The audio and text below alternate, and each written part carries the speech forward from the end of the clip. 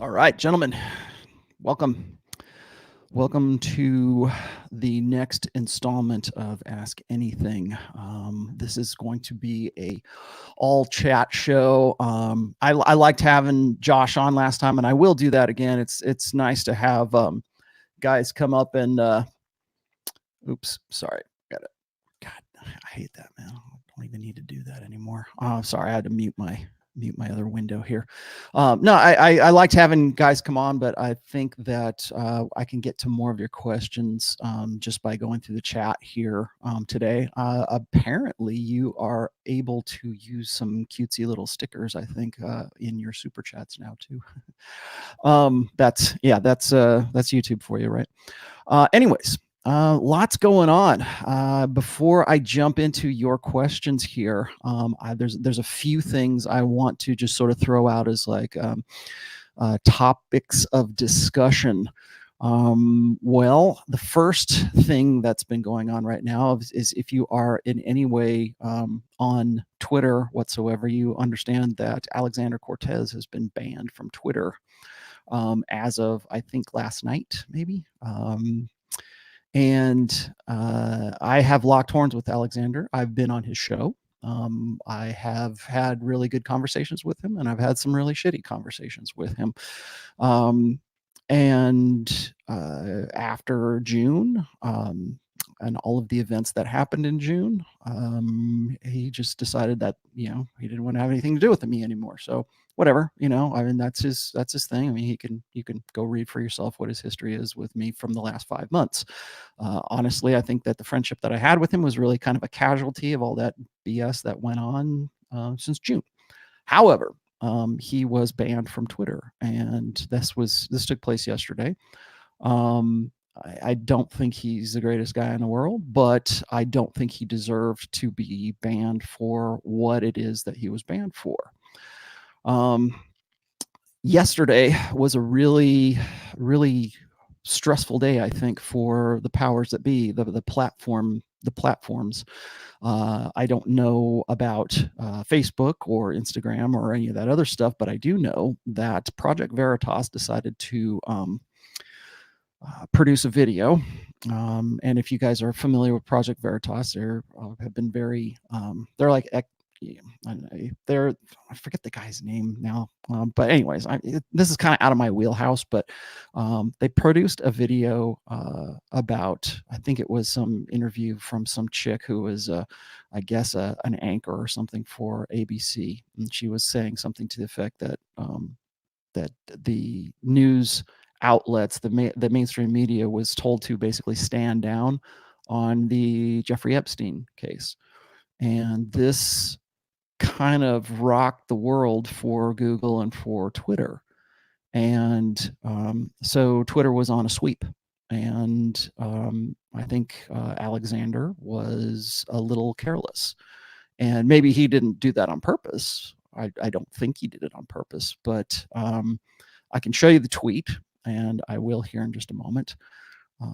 But anything that had to do with pedophilia, anything that had to do with Jeffrey Epstein, anything that had to do with whatever that narrative was at that time, there was a massive amount of bans. If you go and you look at Tim Pool's news feed, you'll see what I'm talking about. If you look at, I think it was Jeremy from the Quartering has talked about this a little bit too. It's not hard to see. I've been saying this for a while, guys. I've been saying that we are in the midst of a storm, or a storm is coming. I predicted this time last year. I know that coming in the election cycle of 2020, you're going to see more of this kind of stuff. And honestly, I think Alex just got careless. He got too comfortable mouthing off, and now he is deleted. And it's not to say that you can't come back from stuff like that. You can, but it's a pain in the ass. I mean, I think he had a good follower base, at least on Twitter. I know he had a good follower base.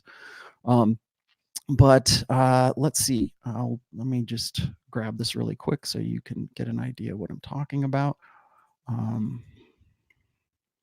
Let's see if I can get this to show here. This right here, I believe, was the tweet that got him banned. And again, he's going against the narrative here. It's pedophiles are born, not made, and nothing can change them. And of course, rightfully so. Maybe this, he's just voicing his opinion, right? But I guess this is a threat, or this is a threat of violence. And at a time when the powers that be, when the platforms that are in power right now are doing a sweep, and this is the sweep. He got caught up in the sweep. So I just thought I'd throw this out there because people were saying, "Well, what do you mean you don't know what happened?" I'm like, well, this is the most obvious thing that I can think of. This, and I got this in my DM from people who will remain nameless. But this is what's going on, and this is something that I think guys need to know about. We need to be careful, particularly in our section of our sphere. We'll call it the manosphere, call it whatever you want to call it, but in our particular sphere, there's a storm coming. Guess what? Alexander's the first casualty of that storm, unfortunately, or fortunately, however you see him. Okay. I'm not going to badmouth Alexander, but I will say that this is the kind of carelessness that will get you banned. And this is one of the reasons, also, I should say, that, there we go. This is one of the reasons why we need to be on top of things like this. We need to be informed as to what's going on in the larger scope of things. Unfortunately, we can't just sit around and expect people to respect our right to free speech, our right to write about what we want, right? Basically, connect dots, right? I mean, I've joked about this before, and it's not so funny a joke anymore.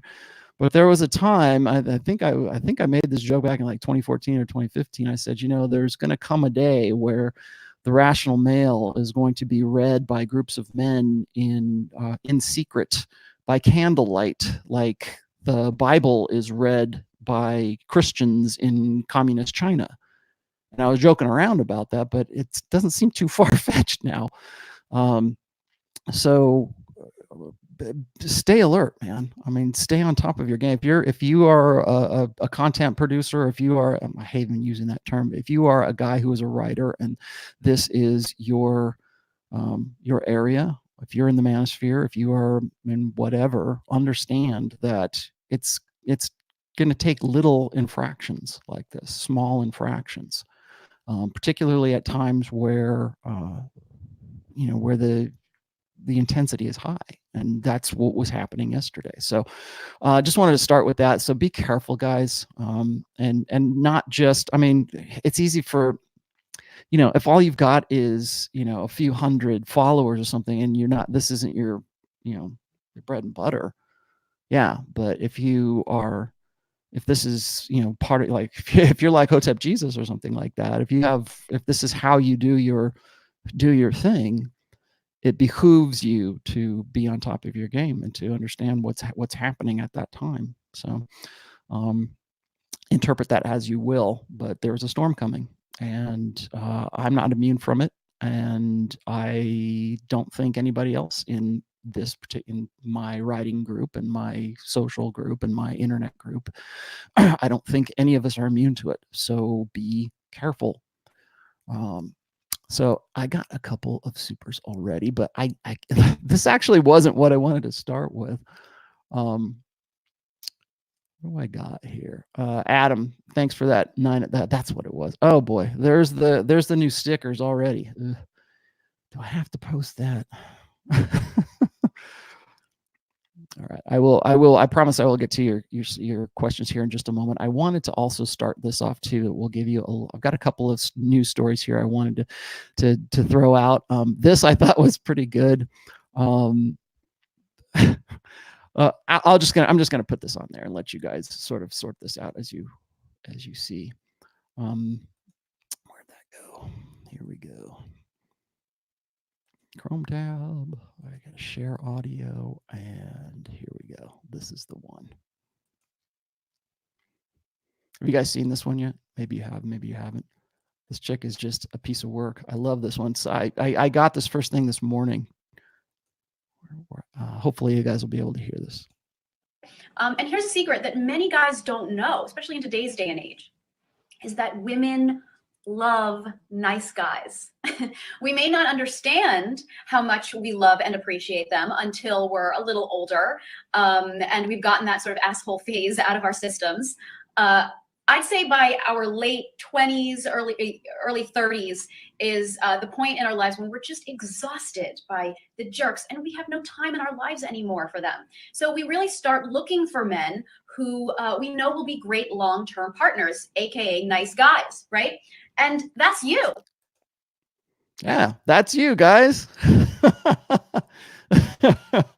So essentially, that she's confirming the epiphany phase right there. That's you. Got it? Okay. So good boy. You lasted till she was done with her party years, and you're hanging around, right? It's exactly what I talk about in book 2, which is preventive medicine. And she basically confirmed everything I ever wrote about in that book and anything I've ever said about the epiphany phase. And what is the epiphany phase? The epiphany phase is exactly what she just said, right? When women get to be between the ages of 29 and 31 years old, that is when they decide that they want to get right with God. They want to do things the right way. They're, like she just said, they're done with those. They had to get them out of their system, right? That's what Sheryl Sandberg told them, right? Date the bad boys, date the commitment phobic boys, date the guys who are that are fun and exciting. But don't worry, guys, that's you. Like, I should have named that. I should have named this episode "That's You." Wouldn't that be great? And I every once in a while you will see this kind of stuff there out in the wild. And so if you have any questions today about the epiphany phase or that video, I am more than happy to put you to the front of the line to discuss that. That's one of the articles of one of the topics I just kind of wanted to kick this Ask Me Anything off with. So I thought that was really, oh my God. Yeah. So it's every now and then you see stuff like this. And remember when I was saying that, like, when a guy becomes red pill aware, you can't help but see it anymore. You can't help but, like, you'll see it in a movie. It's real easy, and when you're looking at like the all-female version of Ghostbusters or the Terminator or something like that. I mean, that's not what I'm talking about. I'm talking about like just the subtle things that show up in your real life feed.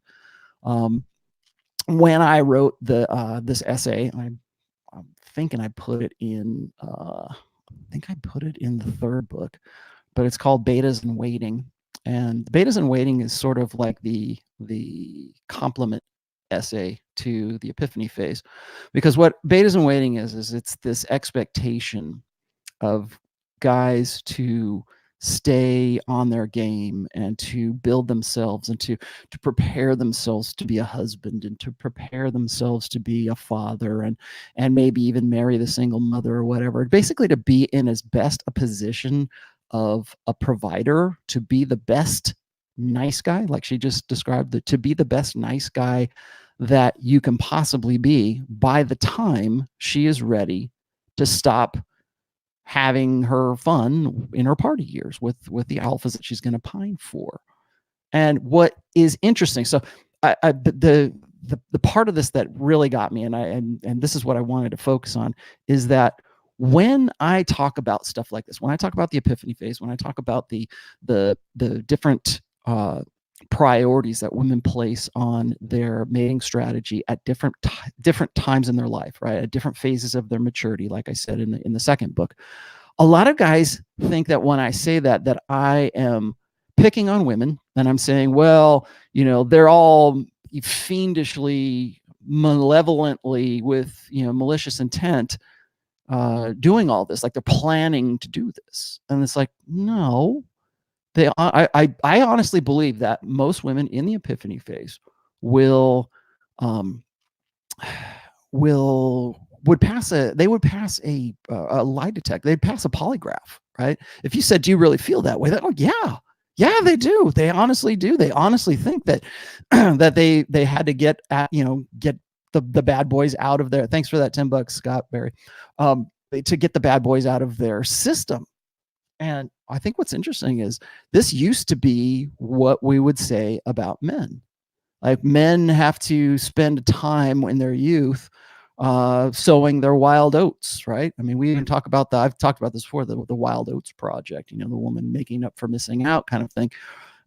Well, now, women are just basically saying, well, I'm just going to I'm going to have my cake and eat it too. And I'm going to have chocolate sprinkles on it. And you're going to pay the bill at 30, 31 years old. Hopefully you're a beta in waiting and you're still ignorant of how the game is being played. Well, guess what? In the internet age, that ignorance is diminishing daily because of videos like this, because people are seeing stuff like this. It's not going to be me or anybody else in the manosphere who is going to unplug the most amount of men. It is simply going to be women and incidences like this where guys are going to go, what? They're going to see this one too many times and go, wait, if you take me away, you ban me tomorrow, you silence all of these voices, guys are still we still have access to the internet. We still have access to a media, sources that we have never had in our lives. And so now we're beginning to see this. So I think when people ask me about like the red pill, and it's like, why is it so widespread? Or what's this MGTOW stuff? Or what's this red pill stuff? Or what is, why are men's issues starting to come to the front? Well, it's not that they haven't been there all along. It's just that we have more access to be more aware. One of the reasons I call it red pill awareness, we're more aware of what's going on. So take away everything, guys are still going to connect the dots on their own. So anyways, if you have a question about the epiphany phase, yes, I was going to say, I honestly believe that women at this age believe exactly what she's saying. They're earnest about it, right? They would pass a polygraph test. They would say, yeah, that's what I'm about right now. And so what I get is I'll get TradCon guys who will say, or purple pill guys who will say, well, what if a woman really means that? Yeah, okay, what if she does? It's like that now at this age. Why? It's not like whether or not she's like earnest about it or whether or not she really believes it. It's like, why now? Why is this? All just by asking that question of me, you're just confirming everything I've ever written about it. Why now? Why? It seems awfully convenient that between the ages of 29 and 31 years old, that women want to get themselves right, get themselves straightened out. They're done with the bad boys. And now suddenly the nice guys seem like a great deal. That's also happens to coincide with the same point where men's sexual market value peak is on its ascendancy and theirs is on the descendancy. It's decaying, and it's decaying at a much faster rate than a man's is increasing at that particular point. It's what I call the point of peak, the matching peaks right there, like where are the market value equivalency, I guess, like right around 30, 31 years old. And then so are they earnest about it? Are they honest about it? Yeah, of course they are. Well, why is that? Why then? It also happens to be the time, conveniently, that coincides with women saying, well, my biological clock is ticking and I really need to have babies. No, your biological clock was ticking. Your peak fertility window was back when you were 22, 23 years old. Your capacity to have babies and carry a child to term from 31 to 40 or to 39 years old diminishes, exponentially between those years. It's not that you suddenly feel this biological, the need, or this was your biological clock. Your biological clock was ticking way back in your mid 20s. Right now, the reason women feel that way, and again, they honestly believe this, and I'm not saying they're lying, I'm not saying they're malicious about it, but the reason why it coincides at that particular point in their lives is because their subconscious, their hindbrain, their brain knows that they have to find the guy to settle down with, because they can't compete at the level that they used to. That's why I call it the wall. That's why we call it the epiphany phase, because their conscious mind is sort of coming together with their subconscious mind, where they say, well, now I have to do things right. Now I've got to find that guy. And you're that guy, right? You're the one. You're the nice guy who waited us out. Remember that episode of Friends where Ross and Rachel were going to wait for each other? So if they hadn't, found the one by the time they got to be 30, then they were going to get married. Yeah. Ha ha. That's funny. Yeah. In the 90s, that was funny. Oh, well, that's great. Right. But now here in 2019, we're like horrified. Are you kidding me? Like that's the deal that I get as a guy for busting my ass and making the most of myself and becoming the best version of myself. And now I should feel honored that you've gotten all that out of your system, and I'm right here ready to settle down with you and start a family with you. And I don't have anything to say about that. And I'm also going to take on all the responsibilities and the inherent risks of all that. Yeah, something to think about. So anyways, if you have any questions about that, that's fine. I'll ask, or I'll answer those. I've got something else later, but when we get to the halfway point, I've got another video I want to throw out there. And so you guys, if you want to talk about it, we can. Excuse me. Yeah, sorry, Kedar. Yeah, I said that was Monica and Chandler. Okay, well, yeah, forgive me for not knowing my friends. My daughter really likes Friends, actually. That's funny. I think a younger generation kind of appreciates that stuff a little bit more. Where the hell? Damn it, I lost those. Oh wait, no, I didn't. Sam is backing me up. Thank you, Sam. Sorry, guys. Good Vibrations asks for a $1.99 contribution. Thank you, sir. He says, what are some of the ways women use children as pawns? Okay.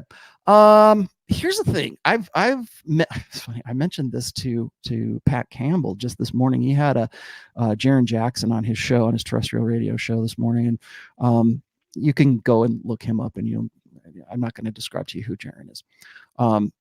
But I was talking about the cult of the child. And that's whenever somebody asks me this, is how do women use children as pawns? Well, the main way that women use children as pawns is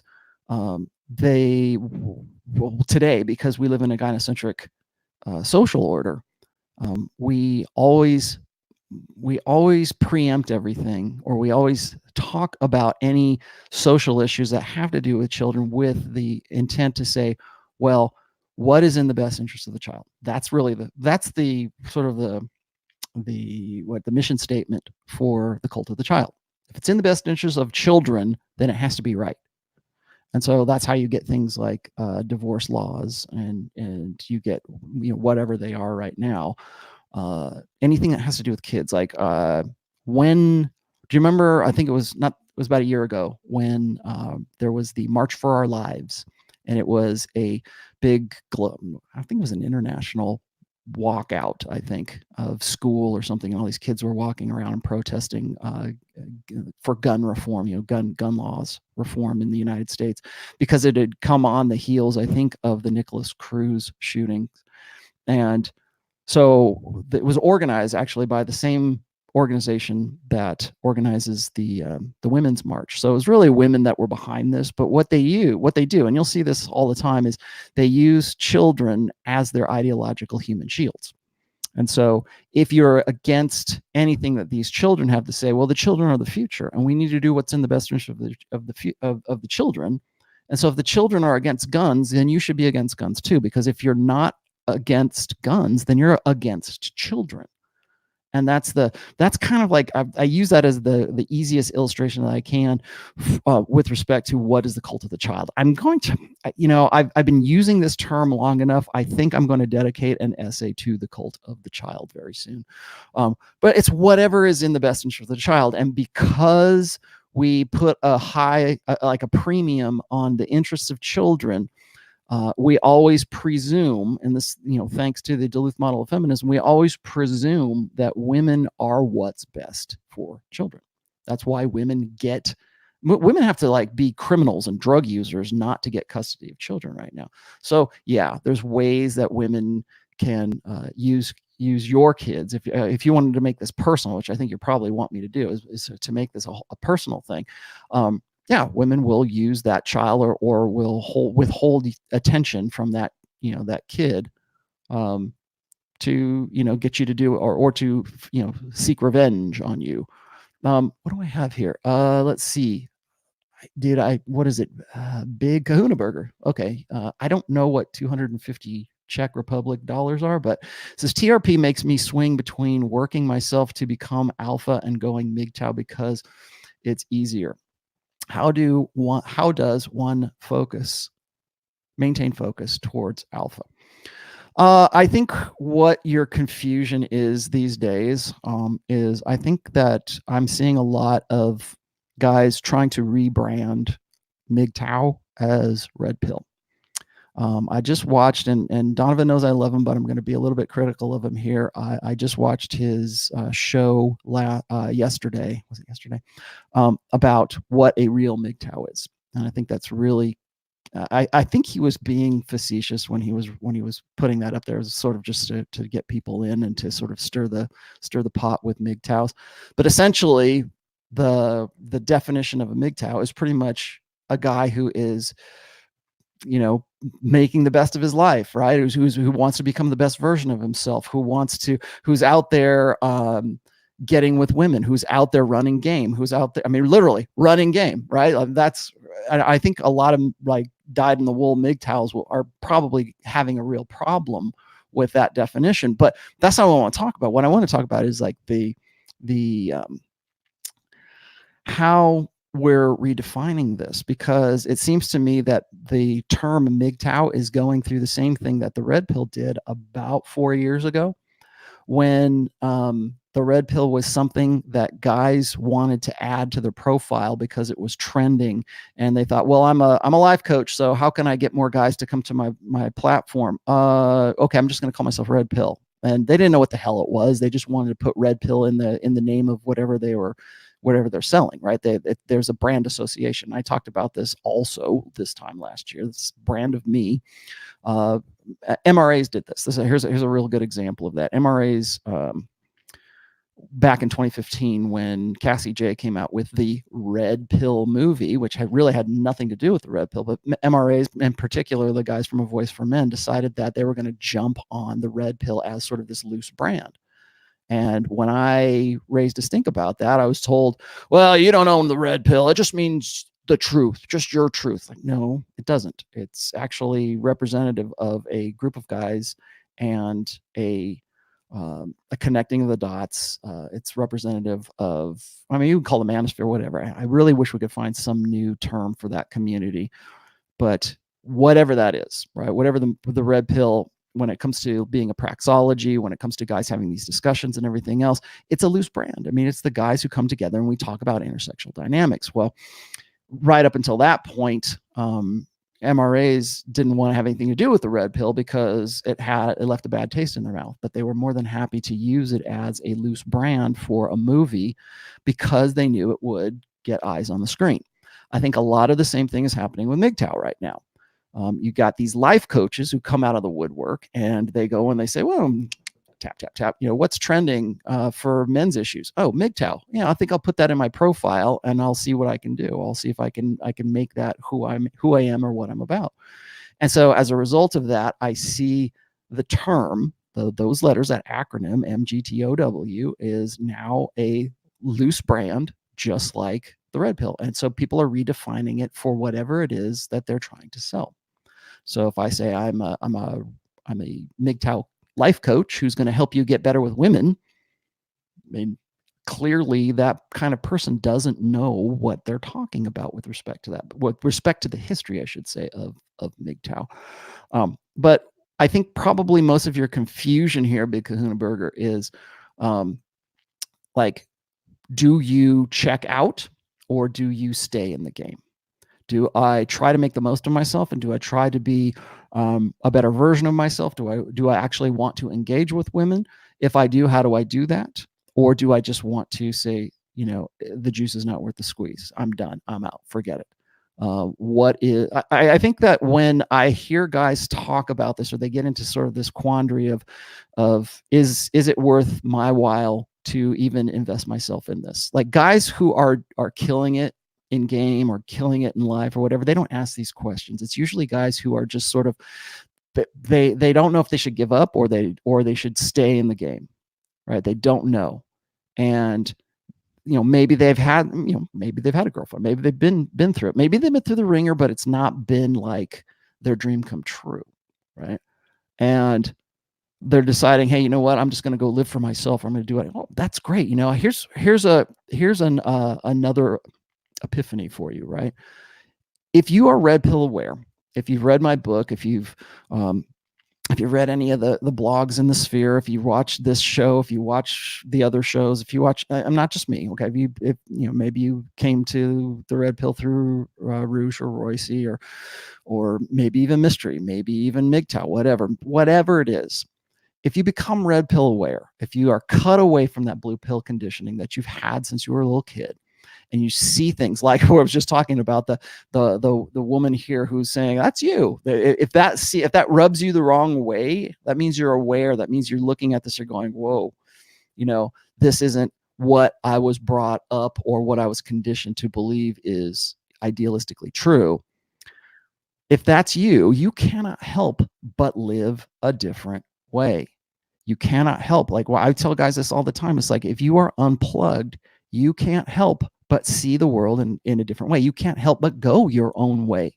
You're not going to relate with women the way that you used to. You're not going to relate with your family. You're not going to relate with your sisters or your aunts or the women at work the same way anymore. So really, when you become red pill aware, you can't help but sort of live a different lifestyle, right? To say, okay, if I go and I tell you, and I've been saying this for, at least almost 10 years now, if I talk about mental point of origin, and what does that say? That means that, and I've defined this for a lot of guys, is if I say mental point of origin, what I mean by that is it's not just, live for yourself and do your own thing. No, it's actually making yourself and you your first thought. It's a conscious change in a guy's thinking process. That's how deep it needs to be. So when I'm talking about that, people like to misconstrue that. They're like, well, Tony Robbins said you should think of yourself first and you should really go and make, and buck up, man. Or Jordan Peterson says you should really make decisions for you. All that kind of stuff. It's like, that's, yeah, okay, I get it. Be more self-important, be more self-concerned, right? But when I talk about mental point of origin, I mean actually thinking the way that you think about yourself. But when you do that, you cannot help but go your own way. You cannot help but think differently. How do you do that? How are you going to do that? And that's why people want answers. They want a prescription. They want a list of 12 rules for life to help them live this perfect life. And it's like, no, those are up to you. Those are tools. What are you going to build with those tools? And I've always said this, like, I think that you owe it to yourself to at least go out there and see what your potential is. Now, one of the big disconnects I have with that side of everything is that it is wasted potential, right? A lot of guys say, I'm going to be a MGTOW, I'm going to go my own way. I'm done with this stuff. I'm going to go monk mode. And then they never really do anything. I mean, they're happy to have a girl in their life. They're happy to have whatever, but really, whether that's a conscious decision or not, because you're cut away from the old blue pill life that you had, you're living a different life. You're making different choices that you would have had you still been plugged in and you still believe the same kind of idealistic bullshit that you were brought up to believe. So my advice, my suggestions, I don't give advice. My suggestions are this, is that I would say, and this is me talking, if this were me, I would say, I want to see what my potential is. What is my peak potential going to be? How am I going to do that? One of the reasons I tell guys all the time is that they need spin plates in their 20s is because it frees them up. It leaves them maneuverability. They can capitalize on the opportunities that come to them during those times because they're not in a relationship, because they're because they haven't given up on themselves, right? I always think, when I talk about the burden of performance is like really intimately linked to your own personal potential. So when I talk about like peak sexual market value, and it's, between the ages of 34 and 36 years old for a guy, people go, oh, I have a problem with that. Well, no, that's when you are going to be at your peak potential, assuming you make the most of your potential. That's what that means. So my suggestion is this: make the most of your potential. If that means you're going to go monk mode, well, go monk mode, okay? But but don't give up. Don't be like, well, I'm just going to go and crawl and get in the fetal position and sleep, all the time, and then that's going to be it for me. I'm done. So, anyways, wow, thank you, One Man's Way. I'm going to definitely highlight that here in one moment. Scott Berry, thanks for that $10, my friend. Let's see. What do I have ahead of you? I don't. I'm just going to put this on there. One Man's Way, thanks for that $200, brother. This is awesome. I appreciate you, man. One Man's Way says, Rollo, from a recovering codependent blue pill MGTOW turned red pill aware, what kind of flirting attracts desire? And how do we do that? Is there like a style of flirting that is alpha and attractive? Okay. All right. So you're going to ask me for like game techniques, aren't you? So here's what I would suggest. I still think people will call me the carpet on this, but I think that if you take a lot of the old school mystery method style of interacting with women and you sort of update it to where we are right now, I think that a lot of the principles of game from the old school still apply now, but you have to modify them and you have to be careful how you apply them in this, in this social dynamic. Now, I'm going to tell you a few things. I think that amuse mastery is something, particularly if you're an older guy and from your avatar, it looks like maybe you're a little bit older. The older you are, the better amuse mastery works, because women think that you should have the mastery to be actually amused. It's one thing to play it off. It's one thing to like say, oh yeah, or like guys will see this all the time. They'll say, well, you just need to be aloof. You need to be aloof with women. You need to like pretend like you don't care. Or you, what was it? Royce was saying, it was in 16 Commandments of Poon. He said, don't be like beholden to her beauty. And okay, I mean, in a conscious, rational way, I guess I understand that. But your hindbrain is always going to be like, hot. Oh my God, this chick is hot, right? And particularly in today's age, where what is it? The average American woman is 170 pounds. And she is 5'4". I think that's the average. That somebody sent me an article about like the average, what an average woman looks like. And that's like a beach ball, almost like a beach ball. And it's the average American woman is overweight. So when you see an actual hot chick who's a swimsuit model or whatever else, remember that's going to trigger that part of your brain that is registered with tool use. But I'm sorry, I'm getting a little bit off track here, but I think that amuse mastery is always going to be more effective if you actually have the mastery to be amused by. So when I talk about guys and like I've written essays about the mature man and how amuse mastery is probably your best tool in your toolbox. Another thing is also using women's imagination. Always say less than is necessary. And you need to learn the art of the one-liner, I think. Now, back in the day, we used to call this a neg hit, but I think really what a neg is just a backhanded compliment. And most guys have problems with that because of two things. They think that if they do that, if they say something that is negative, that is going to ruin their chances with this perfect girl who's hot and having, ready to go, right? But what it does is it escalates that arousal. It means like when you can flirt and when you can use, like I was going to say, cocky and funny is one. That's first one. Next one is amuse mastery. The next one is always embrace shit tests when you are in the early stages. Like when you are in an approach, when you are single, always embrace a shit test. Just don't, like a lot of guys, oh, she gave me a shit test, I didn't know what to do. I don't say, that's an opportunity. Because if a woman is giving you shit tests, it means she's got at least the interest to see if you can play. Can he play along? Does he know that I'm messing with him?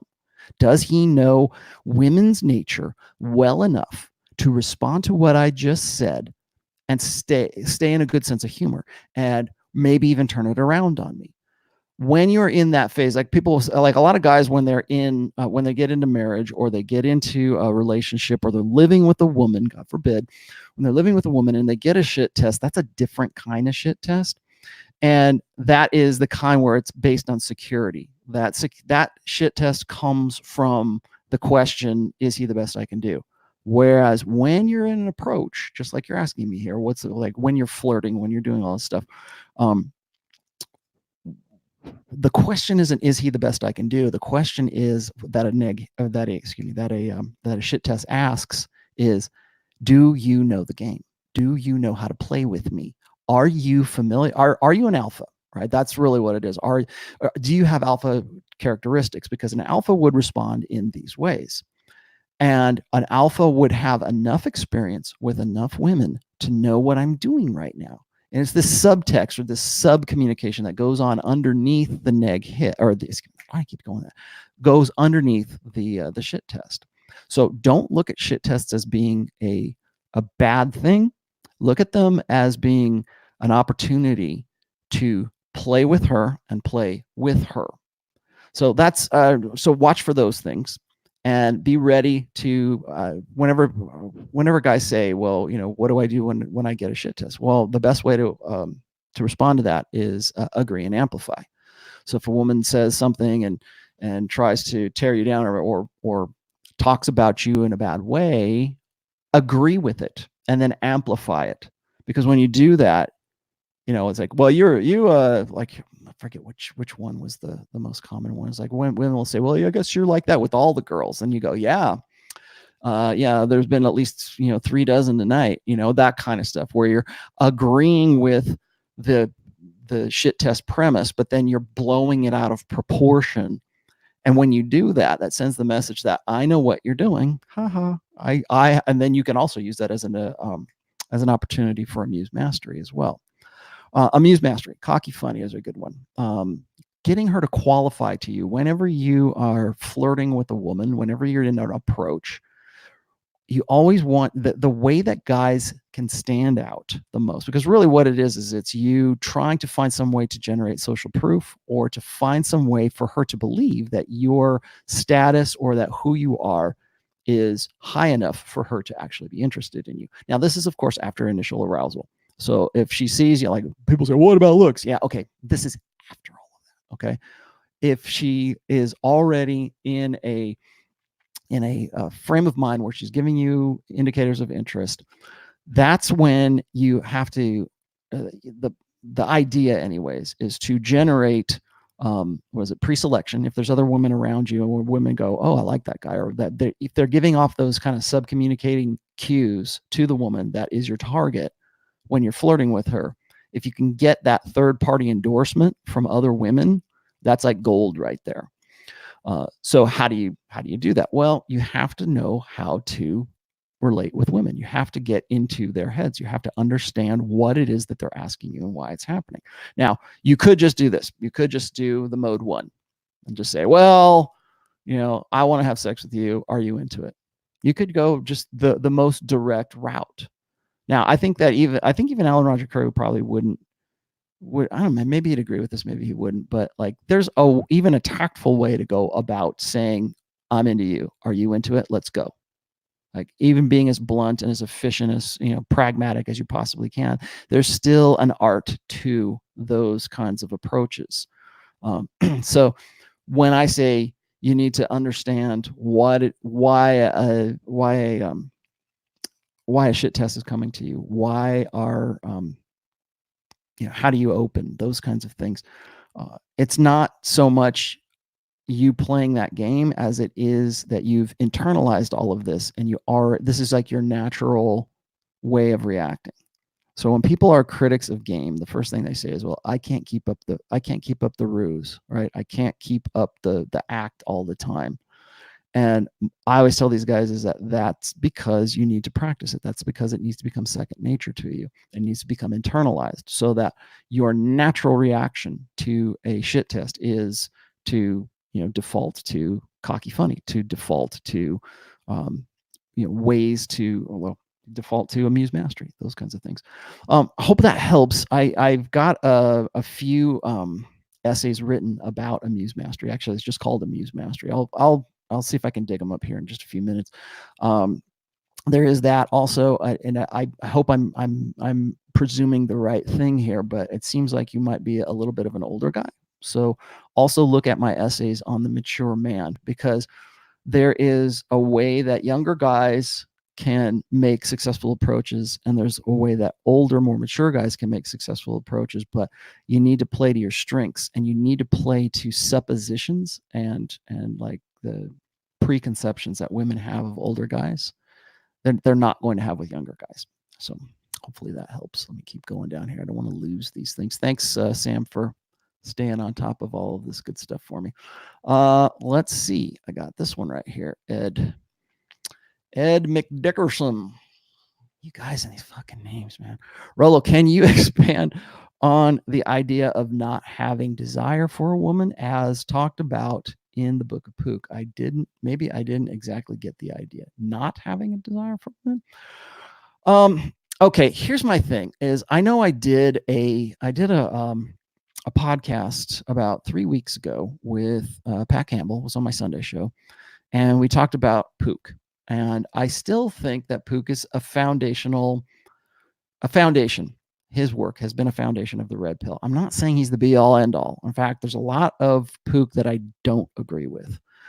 One of the reasons that Pook actually sort of left the manosphere or got out of this whole thing is because I think he was what we would call more of a tradcon mindset. It was rise above it all. And I've said this before. I've always said that, women need to be a complement to a man's life, never the focus of it. Well, you can take that to the extreme. You can say, well, if a woman's there, she's there, fine. I'm just going to go off and go up to, the mountains of Tibet and learn from these guru masters at the top of the mountain and be of no earthly use to anybody, right? You can carry that to an extreme where it's like you have no desire. Really, if you think about it, like from Eastern philosophy, it's like, how do you live a better life? Well, you eliminate desire. And I think that really that kind of, Pook was very esoteric. He was that's why we kind of like refer to him almost in like a religious sense, because he brought like all of this sort of prosaic, poetic understanding. If you read his stuff, it's all prose and it's all allegories. And you know what my opinion is of using allegories or metaphors or whatever online. Because most guys don't like that. They're too literal minded. They're there because they want a magic pill. They're there because they want the formula of how do I solve my sexlessness problem. And if you don't tell me in 12 steps how to do that, then nothing you say is worthless. Well, Pook that was never going to be what Pook was about. Pook was trying to sort of illuminate people on the bigger picture. And so at one point, Pook would say, well, you shouldn't, women should never be the focus of your life. Okay, sounds like MGTOW, right? Sounds like mental point of origin. Sounds like, but how do you express that? How does that manifest in your life? Do you take it to the extreme where you become a celibate monk, or do you say, I'm going to be, I still want a family. Maybe I still want to spin plates. So how does that manifest in the context of spinning plates? Right? How do you be desireless? See, this is where I really, God damn it. I was just thinking about this when I was writing book 4. I have a real trouble with Eastern philosophies because they're based on becoming desireless. Like the reason why you have you live a shit life is because you desire things. And in Eastern philosophy, and I know I'm butchering this, please bear with me, but in Eastern philosophy, it's this want for minimizing suffering. And that's where Jordan Peterson really gets off, is that he thinks life is suffering and life is discontent. And I agree, but life is, it's managing discontent, but managing it creatively and managing it in such a way where you can make the most of your life, as opposed to just like resigning yourself to your fate and trying to be some desireless monk in nirvana. And I don't think that's a tenable way to live. particularly now. I don't know. A lot of people will probably disagree with me on that, but I think that when you take that concept of being desireless and you put it into intersexual relationships, there has to be desire there in the first place. There has to be a want for that person. I get a lot of guys who will say, or they'll throw this one at me. They'll say, well, how do I be outcome independent? Well, you don't, because the fact that you're asking me how to become outcome independent means that you're dependent on the outcome of me telling you what outcome independency is. It's they want to say, well, I want to be indifferent. I want to be aloof. I want to have that amused mastery. Right? I want to care less. Well, there's caring less, and there's being indifferent to something, and then there's the actual the idea that you can actually be desireless with respect to women. To solve your reproductive problem, you have to desire a woman. You have to, want to get with that. And I don't think that it's even possible. I don't think we evolve that way unless you have something like chemically wrong with you. I think that even midgets, even guys who aren't going to get who are going to have a real struggle in life with respect to the sexual marketplace, even those guys still want to get laid. Even those guys, even the guy who says that he's done with women and he's going to live his own. He's going to be like the most extreme MGTOW you've ever known. He's just going to be completely 100%, live in a shack somewhere in Tennessee, right? Even that guy still wants to get with chicks. He's just decided that he can no longer, work that out. The desire, he's like, well, I don't have desire. You still have the desire. It's just that you're not going to follow that desire.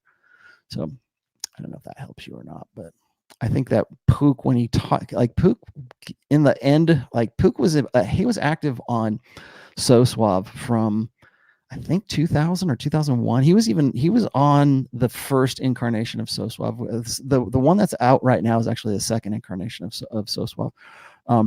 Right up until about 2004, that's when Pook really leaned hard towards religion and towards some really, I want to say esoteric, but really kind of like this sort of spirituality kind of thing. And then that's when he just stopped posting. And, people say he's still around. I don't know. What else we got here? Disco God. Thank you for, I don't know what that is in Canada dollars, but thanks for the Canadian dollars.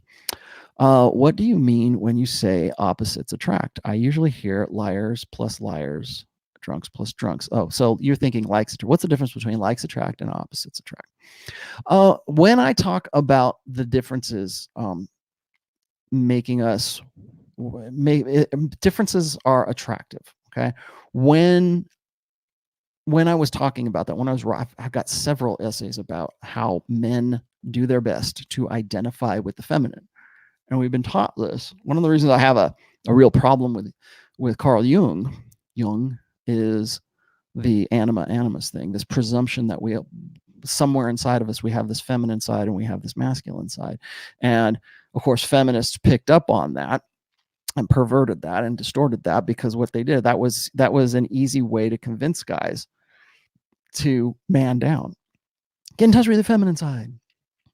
You need to identify with them. You need more sensitive. You need more vulnerable. You need to be more feminine. That's what we've been telling guys since, the early 70s, late 60s, early 70s. And that the sensitive guy is the one they really want. Oh, the nice guy, right? Like the video there. We really want the nice guy. That's you. And we really want the guy who's in touch with his feminine side. We really want the guy who can, nurse the babies, right? We really want the guy who's going to be, because that is, be more alike, be more like a woman, because the more alike you are, and this is the message, I'm not saying this is the message, is if the more alike you are to the feminine, the more women will want to breed with you, the more the easier the time you will have in solving your reproductive problem. That's the basis of it. Like people say, well, nobody actually thinks about reproducing. Yeah, I know that, dude. I got that. What I mean is the reason that you want to get with a woman, the reason you have a desire for a woman, is because you want to solve a reproductive problem. I mean, from the base level, from your lizard brain, your lizard brain wants to solve the reproductive problem. So when you see a hot chick and it stimulates the part of your brain that is associated with tool use, that is your brain trying to solve your reproductive problems.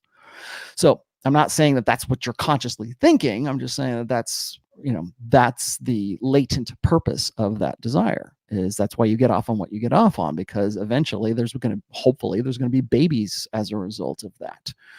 So what guys do, and they have been doing, is, well, since forever, is they adapt to whatever the sexual marketplace is at that time.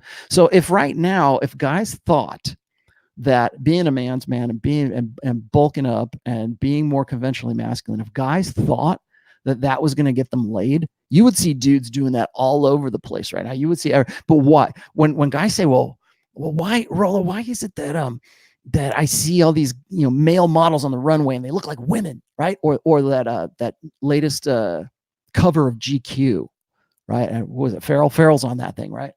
And he looks like a chick. He looks like a woman on there. And guys will say, well, look, this is the pussification of America, right? No, it's guys believing in the lie that the more alike they are with women, the more women will want to get with them. And that's completely false, because we didn't evolve that way. Women are aroused by the differences, not the similarities. Okay. Now, I know what, this is the way my brain thinks, is because when I say something like that, I already know what people are going to criticize me over. They're going to bring this up. And here's what they're going to say. They're going to say, well, Rollo, what about Robert Greene in The Art of Seduction? He said we should think more like women. We should get inside their head. Yeah. Okay. That's one thing. It's one thing to understand how women work, but it's another thing to become a woman, to identify with a female. That's why we have guys or little kids transitioning from male to female. It's why we want to put hormone blockers, and we think it's this big triumph of progressive society. That way we now can do this, and we don't think, why are we doing this? Why is that? Why do little boys think it's more advantageous to be a little girl? Why is it better to be alike, to identify with the feminine? Well, because we've been taught that. We've been sold on this idea that the more alike we are, the more we identify. If you read the first book, you'll read Identity Crisis. That's one of the chapters that's in the first book. Identity Crisis was written exactly about what you were talking about. Is why do guys do that? Because they still believe in the lie that all these guys are these macho chauvinist assholes, and the way to stand out amongst all those macho chauvinist assholes is to be on team woman. And this is it's kind of like what Peterson talks about when he talks about male feminists. They're like sneaky, right? They're trying to they think that the more that they are like a woman, or the more they're on team woman, the more women are going to like them. And as it turns out, women find male feminists not only to be disingenuous, but to be very unattractive, because they would rather you play on team man, and then they could sort you out, rather than you trying to get past their hypergamous filters by becoming more like a woman. So when I talk about the existential fear of women, the existential fear of women is this: it's that they would get with a guy who sold himself as an alpha or something, and she believed that, and she had sex with that guy, and she had babies with that guy, or she got pregnant with that guy, and then only later, afterwards, she discovers that he's full of shit, that he's really a liar. Oh my God, in my uterus is the baby of a liar right now. Is a baby of a beta male. Do I really want this? No, I want to have the option to abort, and thus they have the option to abort a man's child in utero if they want to. So there's all these fail safes against the social and actually political fail safes against women making bad reproductive decisions. That's why abortion is safe. That's why abortion is safe and legal. That's why women will fight for that kind of thing, because they don't want to have to deal with that fear of having to be forced to have the child of a lesser man. And so how did that guy get into that position in the first place? That's why women hate game, right? They hate game because it circumvents women's hypergamous filters.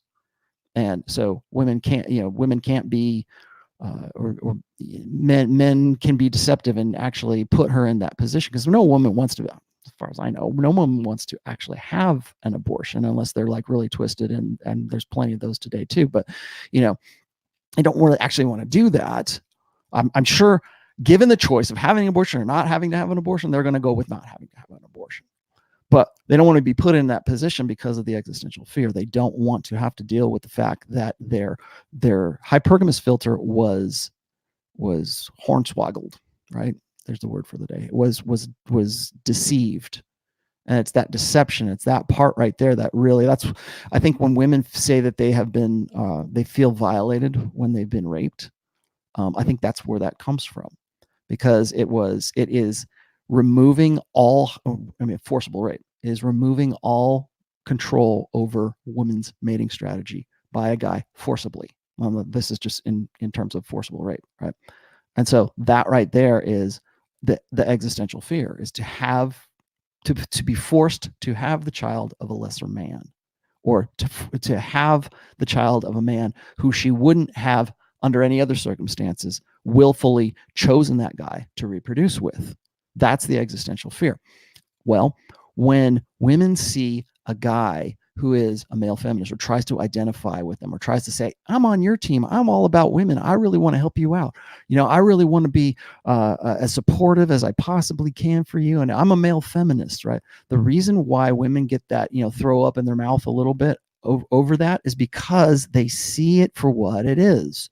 It's a lesser guy trying to get in under the radar, under the hypergamous filter, so that she will form some sort of attachment or some sort of bond or some sort of arousal with a guy because he told her the right things. And that's why women hate betas. That's why women hate nice guys. Well, like, nice guys are always trying, they're always, I want to do something for you. Let me change your tire for you. Let me do this. Let me do that. And women hate nice guys because they don't believe that guys are actually nice. They think, and probably correctly in some cases, they think that the only reason a guy is nice is because he wants to get into her pants. Again, existential fear of women. The only reason he's doing what he's doing is because he's trying to reproduce with me, and he's a lesser guy. That's why women find one guy, like a guy's very attractive, and he comes on to a woman, and she receives it, and she's like very, she's flattered that a hot guy wants to get with her. That's because he already has passed that hypergamous filter. He's already pre-selected. He's already hot. I want to get with him. Yeah. Oh, awesome. Yeah, you can say whatever you want to me. But if it comes from a lesser man, if it comes from a guy who's a beta, that's when she calls HR. It's that old joke, right? Susan is in the office, and the hot guy says, "Hey, looking good, Susan." She's like, "Oh, thank you." And then the big schlubby beta guy comes in and says, "Hey, looking good, Susan." And she's on HR to report him for sexual harassment for telling her that she looked good. That's a joke. Yes, I know that's extreme, ladies, but the dynamic works there. The guy who's already pre-selected that she would want to reproduce with, he gets the free pass, whereas the beta doesn't, because it's a guy trying to get in with his nice words, with his identification with a woman, by his compliments, by his gifts, by whatever it is, trying to get in under the radar and reproduce with her in a way that would be in a deceiving manner. I'm going to show you a video here in just a minute. Crispy and Philly really quickly here says, rock stars look very feminine with long hair and earrings. They score thousands of chicks. Yes, I will. I'll tell you what, man, I will talk to you about that in just one second. I want to, since we're on this topic of identifying and deception and control of hypergamy, that's when I talk about the old social contract, and like people ask me this all the time. They'll say, Rollo, can't women be in control of their hypergamy? Aren't some women more hypergamous than others? No, they're all hypergamous, but some women can manifest it, or some women can be self-controlled about it. Yes, absolutely they can. And I'm not saying that, like, we used to do that all the time. That never was a really big deal. Like, it was church, it was social stigma. We had a different society, a different social order prior to the sexual revolution that was a buffer on those things. So prior to the sexual revolution, human reproduction was more or less maybe more for men, but it was a decision, or it was directed by both men and women. After the sexual revolution, it is 100% directed by women, and women will say, well, men are still responsible. They have to have sex with you. If they just keep it in their pants, then there wouldn't be any abortions or any unwanted pregnancies, blah, blah, blah. Well, okay. Once that woman is pregnant, it is 100% under her control, assuming you're in a Western culture where this is, there's legal abortion and everything else. The man is 100% cut out of that. And that's what I mean when I say that prior to the sexual revolution, it was a man and a woman coming together to make a decision to have a child. If they had it out of wedlock, whatever, though that happened, but there was social stigmas and social buffers that would, at least in some way, find some kind of limitations on that. Now it is all about women controlling reproduction. And so how do they do that? How do women want to have 100% control over hypergamy? Prior to the sexual revolution, women could get with a guy, or they needed to. They had to get with a guy who was a good provider. If he was good looking, he was fun, he's hot, and everything else, so much the better. But the primary thing was to find a guy who would make a good dad. Now those things are out the window, and on top of everything else, we have put the reproductive future of the human race solely in the hands of women. Now, to say, well, women should do this, or if I wrote about standards for women in my last essay, just for me to suggest that, the reason women get upset when a man says women should be more feminine, they should wear a dress, they should grow their hair long, they should have sex with a guy that they really want to have and be enthusiastic about it, they should learn to cook, they should be good mothers, they should do that. To have any kind of prerequisites today is seen as a threat, or it's seen as a repression, or it's seen as some kind of controlling repression over a woman's sexuality. When we have these debates about whether or not we should have abortions or put limitations on abortions or anything like that, the first thing out of women's mouth is, you don't have a uterus, so you don't have a vote. You don't have a say in any of this. Well, I'm sorry, but I'm part of the human race, and so are you. And so therefore, it's not about having a uterus or not. It is about where are we going to go as men and as women together into the future.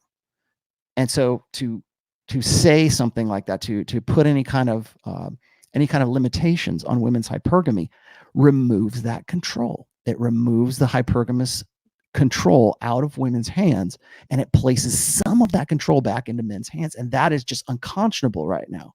Why? Because of the existential fear of women, that one of those guys with that limited amount of control might be able to use that to force a woman to have a baby that she didn't want to have with a lesser man, and thereby have her whole entire life ruined because she had that. And they say, well, the reason why women feel that way is because back in our ancestral past, if a woman had sex with a guy who wasn't going to stick around, who wasn't going to be an invested father, who wasn't going to protect her and everything else, who's just like going to hit it and quit it, that might be a death sentence to a woman. And so we're dealing with like primal fears that have been a part of our mental firmware for a very long time. So now that women are in control, those fears come to the surface. And so when we start talking about, when we talk about guys who want some sort of control, as like I was saying before, is like pickup artists. The reason why game and pickup artistry and men even reading my book is so offensive to women is because it gives them a marginal degree of control back to them. So if you read my book, and the joke is this, is like the guy whose girlfriend reads my book, she comes back a week later and she says, everything in this book is true and you shouldn't know any of it. Why did she say that? Why did she say you shouldn't know any of it? Because men knowing that stuff removes a degree of control away from her. It makes her, it just, even marginally, even just fractionally, pulls away her sexual selectivity and her control over hypergamy. So the fact that you know about like women's party years, the fact that you know about even just being red pill aware, but the fact that you even know about hypergamy, the fact that you know about mental point of origin, how women are and how men are, that removes a degree of control away from women. And that's why they fight it. And that's why they make laws and legislations to force men to be honest about their intentions, to be honest about what there are, like and to display those cues. I'm going to show you this really quick in one man's way. I'm going to talk to you here in just a minute. I want to show this really quickly because this sort of talks about what I was getting into a moment ago. And this is, I don't know if I'll show this whole, it's not, maybe I will. It's kind of short. So I'm going to share you this right here. Can you guys see that okay? Yeah, you can. All right. I'm going to play this for a second. That's not the one I want. This is the one I want. Okay. As we all know, as TV reminds us, love is a labyrinth. It's not what it seems. It's not the fairy tale that you think. The acquittal on appeal of Luke Lazarus after he claimed he thought a teenage woman was consenting to sex when she wasn't prompted a state government law review. How you define consent, how you define knowledge of consent that needs fixing. But the Law Reform Commission now proposes that anyone who is fraudulently induced to participate in sexual activity does not, in law, consent to that sexual activity. That shifts everything. Under this provision, any misrepresentation that induces consent means that that consent is no consent at all. Okay. The stories we tell about ourselves, how we talk ourselves up, could put us in front of a judge. So I'm a chemical engineer. Okay. She is a chemical engineer, and as fans of the show know, that was crucial to her winning the Bachelor's heart. But what if she was making it up, or if he was telling fibs? If the boast that you have made induces somebody to participate in sexual activity with you, then you're liable to spend a long time in jail. Telling someone you love them when you don't, saying you're rich and well-connected when you're not, saying you're single when in fact you're married. Anyone obtaining sexual consent by lying could in future be charged with sexual assault. The only way to remove the risk is to tell no lies. Now, a lot of people would say that that's a good thing. For now, the law change is just an official proposal. The state's Attorney General says anyone with a view on it has until Monday week to submit it in writing. Hugh Remington for 10. All right, so there you go. I will stop sharing this now.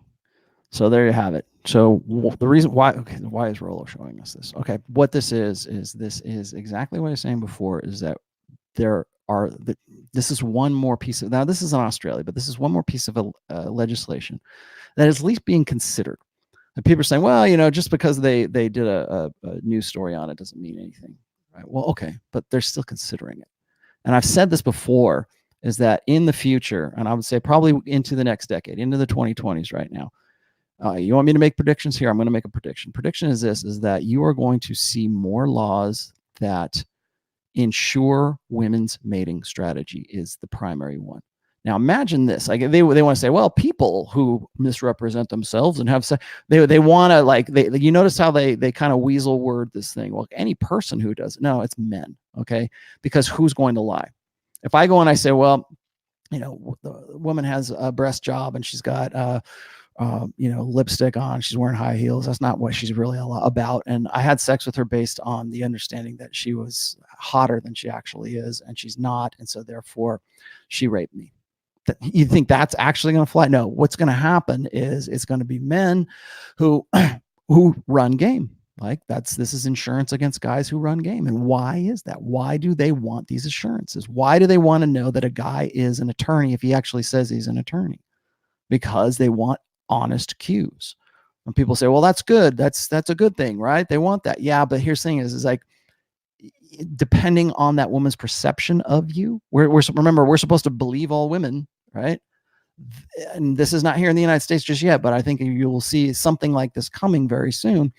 I think there was somebody sent me a story about, I think it was like in Tennessee or somewhere in the South, where they were trying to put into law that if a guy misrepresented himself, if he said he was a doctor or a lawyer or something, and the woman had sex with him, then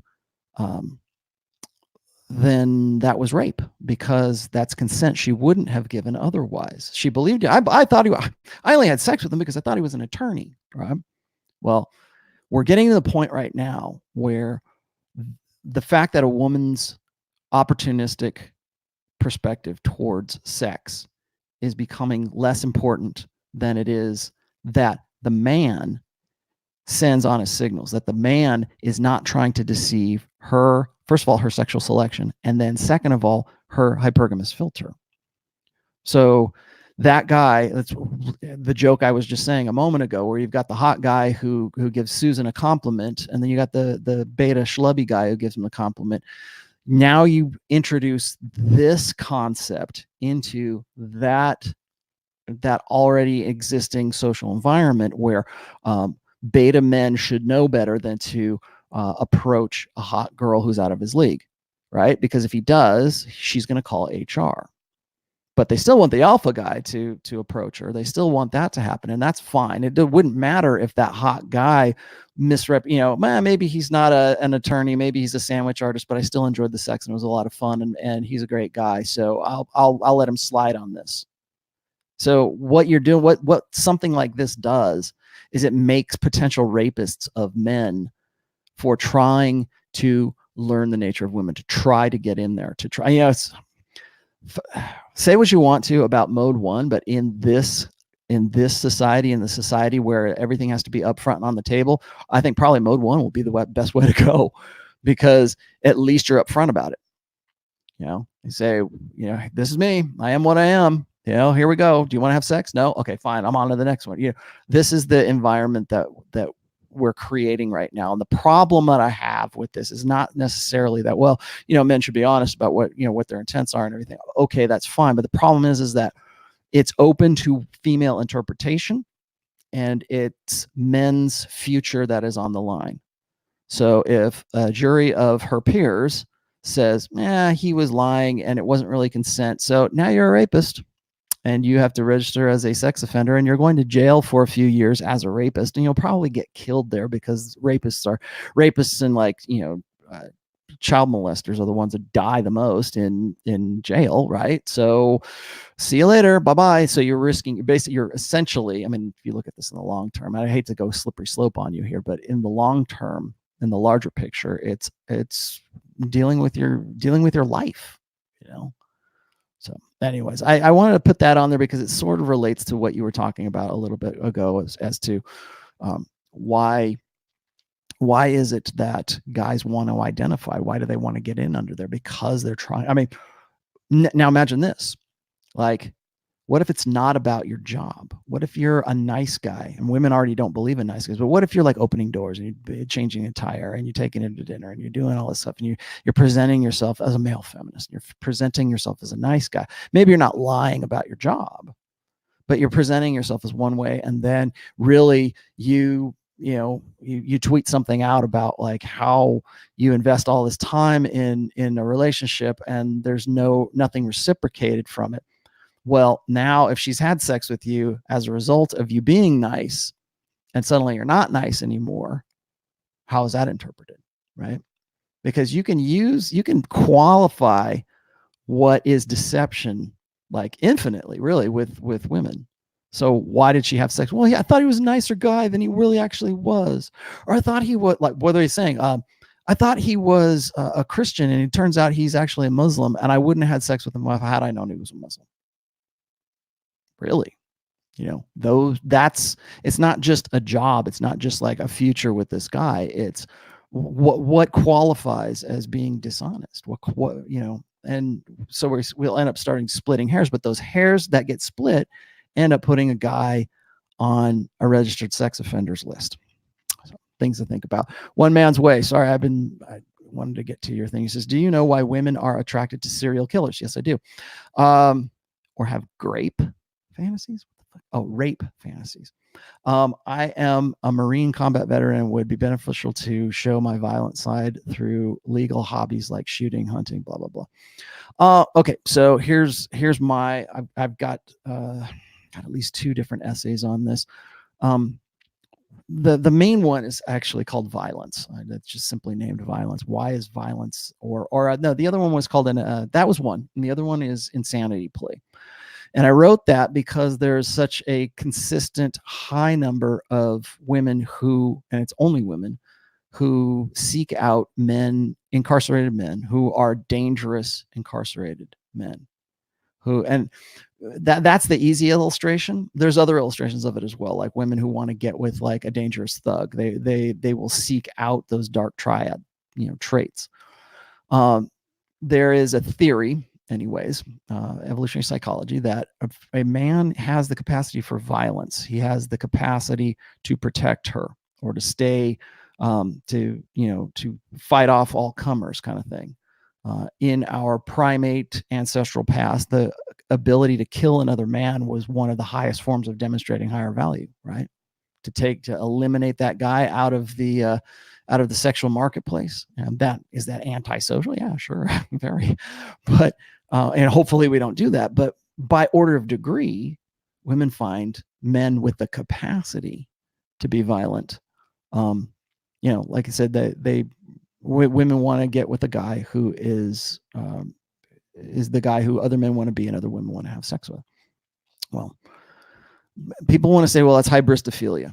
Now, because it has been such a common occurrence in women, we had to find some sort of way to pathologize this very common, almost universal interest in men who have a capacity for violence, who have a capacity, who look like they're dangerous. They don't even have to be dangerous.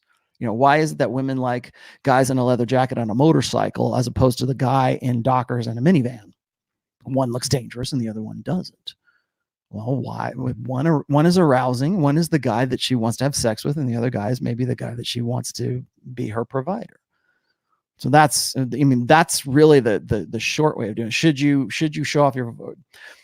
Well, there's something to be said about like being into martial arts, or maybe you're a hunting or shooting guy, or maybe you're into MMA or something like that. Yeah, the women are going to find the capacity for violence in a guy to be sexy in some way. I'll tell you a really quick story. When I was dating my wife, before we were your boyfriend and girlfriend, right?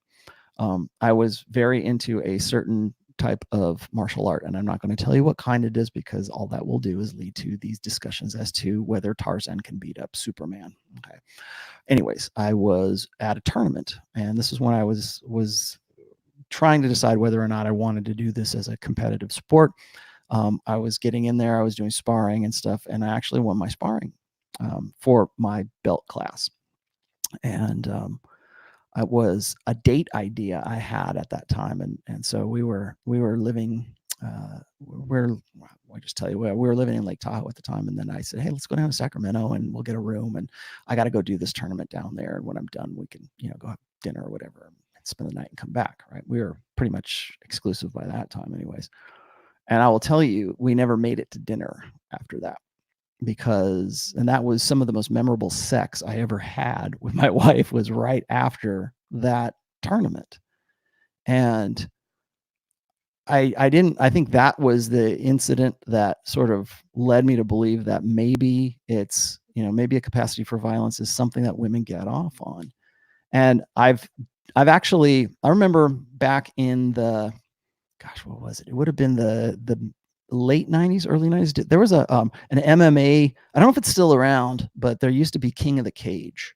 And this was back when MMA was like, like it was dirty, or you had to get a license for these kinds of things. And it was a blood sport, and people were really upset about the fact that people were, guys were like actually beating the shit out of each other. Right. But I found that when I was promoting these events back then, that women loved them. They would be very upset if their husbands got in a fight in the parking lot, but they loved the event itself. So there's like I think women like want that capacity, but they also want some sort of control over that. They want to be the only one who can tame the savage beast, but you've got to be the savage beast in the first place. So yeah, I would, don't be actually violent, but maybe you want to play that up a little bit. I don't know. What else do we got here? I have Dan Avita. One Man's Way. No, I just got you. Okay, here we go. Dan Avita says, I'll just put this up there. Can I put this up again? I don't know if I can do that. Sorry, guys. I'd like to highlight your posts here, but I can't quite get to them on StreamYard. Anyways, Dan Avita says this. He said, "Thanks for the $50, brother." He says, "LTR and I had dinner. She showed me a recent picture of herself. I asked her about it. She said, we were not together and cut me off. I got up and left and told her I'm tired of her double standard. Haven't spoke to her since. Disrespect, so I left. I didn't get all of that. I think maybe what you're saying is that she showed you a recent picture of herself. You asked about it. She said not to. Said we were not to worry. We were not together, and cut me off, and I got up. Okay, so she was showing you a picture of you guys or of her before you guys got together. Was it? I don't know what was in the picture, man. I can't really go by this, but if it was something that set you off, if it was something that you thought was, I don't know. I don't know, man. I don't have a clear enough picture on that. Dan, if you want to hit me up an email and I'll see if you can give me the better version of this, I'll be happy to answer your question. I just don't have enough to go on that one. One man's way. Mode 1 is sexual harassment if she isn't into you. Yeah, I agree. It could be. I think that's the question that Alan always gets from people is like, especially in the age of Me Too, isn't it dangerous to be so upfront? Well, I still think that if you're going to employ mode 1, you still need to be the guy with enough, ass in your britches to pull that off. You still need to be the guy who is bold enough to do that. It's one thing, like a lot of guys get confused about this, and this is my speech about congruency. A lot of guys who run game don't understand the idea of being congruent or being people say authentic, but I think it's really more congruent. It's having your look and your attitude match like what you're really about. Women are very good at communication. This is something that is actually innate to women, is they have a better capacity of understanding communication than men do. They communicate more, they understand subtleties, they understand nuance, they understand facial expressions, they understand what we call subcommunications. They are better at communicating than we are. So when a guy goes out there and he's trying to sell himself as something he's not, and he doesn't sell the attitude, he doesn't sell that, it becomes incongruent with what she's expecting to get from that guy. And that again sets off that hypergamous filter, and it's offensive to a woman for a guy to try to slip in under the radar. So when a guy who's new to game, a guy who just like learned something, maybe he learned Mystery Method, or maybe he learned RSD, or whatever, maybe he learned some game, he's trying to practice it, and he's trying to basically sell himself as a guy who has more experience than he actually does. When that fails, it's no longer, this is why I think the game needs to be updated. It's no longer a question of, well, I failed, I bombed, I got shot down kind of thing, and you go home and you jerk off, or you go back to your friends online and you say, what can I do better, right? It's no longer, sure, go ahead and do that, but it's now an offense to women for a guy who's not an alpha to try to sell himself as an alpha. So when a guy goes and he does mode 1 and he's upfront about it, and he's just like right in her face saying, hey baby, you want to go, I'm into you, it looks like you're into me, I want to fuck, how about you, are we good, and that kind of stuff, most women will say no to something like that. And I don't think that that's any kind of, there's more to mode 1 than just that. Okay. But like, I think it was David Buss was saying something about how this very famous research, very famous study where they had guys, women and men go out on college campuses, and they would ask them these questions. They would say, will you go out I find you attractive. Will you go out on a date with me? Will you come back to my apartment or my dorm? And will you have sex with me? For the date thing, when a man asked a woman, it was like, maybe like 30 some odd percent would go. When it was, will you come back to my dorm? Maybe like 7% of women would go. And when it was, will you have sex with me? It was 0% of women were into that. When a guy just said straight up, hey, I find you attractive, will you come have sex with me? 0% of women were good with that. Now, I don't know how they asked it. I don't know. Maybe it was just very sort of antiseptic. There's a lot more nuance to it. That's why I don't like put too much validity into research like that. But we keep hearing this over and over again about how, women are they're not attracted to 80% of guys, right? They're just simply not gonna. Just some guy, the guy would have to be extraordinarily attractive, and I guess according to David Buss, the control group was just according to him, average looking people. So there's got to be something else to it. There has to be a selling point. There has to be some sort of incentive or some kind of motivation for a woman to want to have sex with you. So if if a guy who looks like Jimmy Garoppolo, if a guy like Jimmy Garoppolo can say, hey, I find you attractive. Do you find me attractive? Yes. Oh, good. Okay. Let's go have sex. I wonder what the ratio would be for something like that.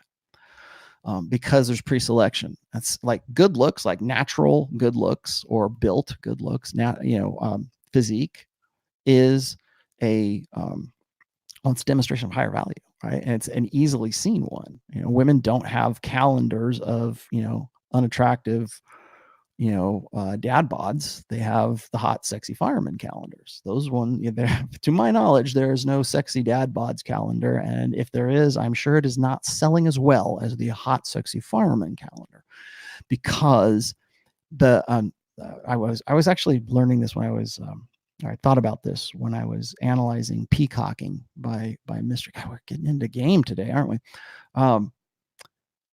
Like Mystery would always you always have to have some sort of conversation piece, right? And that sort of escalated. So it went from having like black nail polish to elevator boots to a top hat to a feather boa to that kind of stuff. He really went over the top with some of that. But the principle of peacocking is actually pretty sound. But the best form of peacocking is to have a great body, or to have a good built body, to have a physique that women will go, you pass that test. So when you are attractive, when you have game, when you are skilled at it, and it is congruent, then yes, then mode one probably be a great way to do it. But there's still stuff underneath. It's not just go out there and talk to her. Go out and do it. Go out and, there's still other aspects of it that have to be taken care of. What else? Yeah, there is a lot to mode one. So anyways, where else do we have here? What is it? 4:33. All right. Oh, you know what? I need to explain a few things here. If you have not subscribed to this channel, we've got about half an hour left. If you have not subscribed to this channel, please do. I'm going to throw this out there right now before I end, because I want to go out on a high note. Also, if you haven't bought the Kindle version of my book or any of my other books, I would very much like to prompt you, or urge you in that way. Most people will buy the print book, and I say that because I want people to be able to take the book and pass it out and discuss it with their friends. If you have not purchased the Kindle book, the reason I'm bringing this up is because my e-reader books and my PDFs of my books are being ruthlessly sent by people who I think I know to pirate upload sites right now. And people say, well, that's a good thing, man. People will read your work and then they'll actually go and buy it. Well, in theory, that's nice. But if you haven't bought the Kindle, you can see it right here in the, I've got my nice little advertisement on my overlay right now. I'm going to change that up. Actually, StreamYard's been really cool about allowing you to do like movies and things that you can do. And this is like a dream come true for me as far as being the ease of use. So big ups to StreamYard right now. Let me see. What else do we have here? So yeah, anyways, I'm going to say, if you haven't bought the Kindle book, if that's your thing, let me urge you to go and do that right now, because it would really help me out. Simply because I need to push back on the assholes who are uploading the PDF of my books. So anyways, let's see. Mr. Schnitzel. I'm just going to call you Mr. Schnitzel. B. Rolo. Am I imagining things, or are girls with small chests. Okay. Often the hardest to deal with, get with. Thoughts? This has been my experience with small chests. I don't know. That's a good question. And we should put that in the question. We'll make that the question for the comments here. Is it easier to get with chicks with bigger breasts than it is to get with chicks that are smaller? I think that because breast size is something that's apparent and something that we can see, that it's a lot of women will say, well, that's their main insecurity. That's why, boob jobs are such a big deal right now. I mean, have been for a long time. Are they more difficult to gain? Because I don't know. I think if they're okay, let's just say this. If that is true, then why would that be true? Maybe it's because they are not used to the same level of attention that a girl with big boobs gets. So it stands to reason that most men, when they see a woman with big boobs, that is an arousal trigger for a lot of guys, certainly for boob guys. There's going to be guys in the comment section who go, I'm not a boob guy, I'm an ass guy, whatever. But for women, they see that happen. So if you have small boobs and you're seeing women with large boobs getting all the attention, remember, attention is the coin of the realm in girl world. That puts women with bigger boobs at a higher status level. And so what they have to do is compensate for that. It's like guys who are short, like short man's disease. You're talking about, the guy's short, so he has to, get it to the gym and buff himself out. And he's got an attitude, and he's, it's like the little dog barks the most, right? So that the women are happy to point that one out. But you go and you say, well, women with small boobs are just like a guy with short man's disease. Yeah, they don't want to hear that, right? Well, but here's the thing: is if that's true, think about that. If that's true, then what that would say to me is, these are the dots I'm going to connect here. What that would say to me is that it's probably a amplification or an intensification of that filter. So when guys are in fact attracted to a woman who has small breasts, I think maybe there might be a higher standard of that guy actually having to convince that woman that he is in fact attracted to her. Because if she's seeing all these guys getting after it with women with large breasts, and then this guy comes along, it could be that her filter, her hypergamous filter, is saying, I have little boobs, and I see all this going on, and this is how the hindbrain works. I see all these guys going for women with big boobs, and you're telling me you like me? There's that incredulousness. And again, this is the hindbrain. This isn't her actually saying that, but there might be I want to say a bit shield. There might be a higher standard that a guy would have to use to convince the woman with smaller breasts that he is genuine, that he is authentic, like he is actually hot and bothered for her, whatever. I've never been a boob guy. I like my wife's boobs. She's medium, B cup, somewhere around there. And I don't have a problem with it. I don't even have a problem with boob jobs. I mean, guys say, well, I want natural boobs. Whatever, you go to a strip club, you don't care. I don't have a problem with it. I've never had a problem with boob jobs or any kind of cosmetic surgery for women, if that's what you're going to do. I mean, I see that right now as an investment really in a woman's future. I mean, to go and get a boob job. And people are going to say, well, what if your daughter wants a boob job? She can make that decision for herself. That's an investment. She wants to make that investment. She can go, I'm not going to pay for it, but she can go and do it. I've never been a boob guy. I think I think maybe there's something, I'm not special. Okay. But maybe there's like something in my way of thinking or my way of like being aroused by women, is that I never really thought, like, boobs you can buy, right? You can get bigger boobs if you want to, but you have to earn a flat stomach. You have to earn, that perfect hourglass figure. You have to earn that, that thigh gap, right? The Cranston, is that what it's called? That's what they call it in the military, as a Cranston. You have to earn that perfect ass, right? You have to go to the gym and actually have to do that. You have to diet. You have to do the work to get that. But for boobs, I mean, that's something you can buy if you want to. I don't know. That's probably not what my brain is thinking, but I think from a standard of what that woman's about, I would much rather have a woman who is more dedicated to her athleticism and her own fitness than I would be about a woman who has like jagundas. We used to call them, we used to call when I was a kid. Well, I was just discussing this with Mac on Twitter. Like, how they have all, like, guys have all these names for boobs and stuff like that. When I was a kid, we used to call boobs majigums. We used to have big majigums. All right, enough schoolyard humor for today. Okay, One Man's Way. Once again, dude, you are like, okay, you know what? I owe you. So I'll tell you what, dude. You can email me and I'll be happy to answer any questions you want. One Man's Way, once again, says, Rolo, any thoughts on why women reach out to me on social media and show online attraction but won't translate to me to taking them out? Well, because you're an easy source of attention. That's the easiest. Why do women do that? That's the one thing about social media, is that it is sort of unleashed the beast. It was one thing for the sexual revolution to unfetter women's hypergamy and to sort of fundamentally alter Western culture.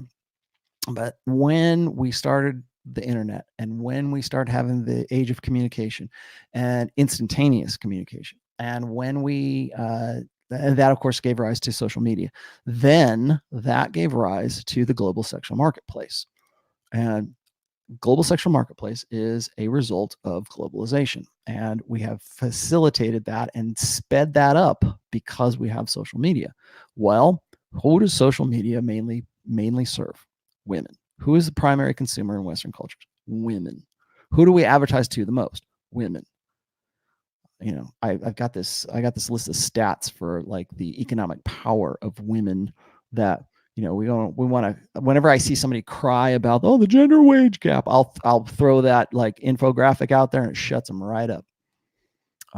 So when it comes to social media, when it comes to attention, I should probably talk about attention. I don't think I've ever actually discussed how attention works with women.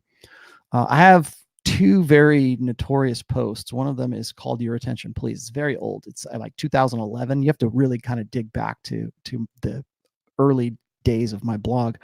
But I wrote about it because I was really trying to understand the nature of attention and why it is something that women use to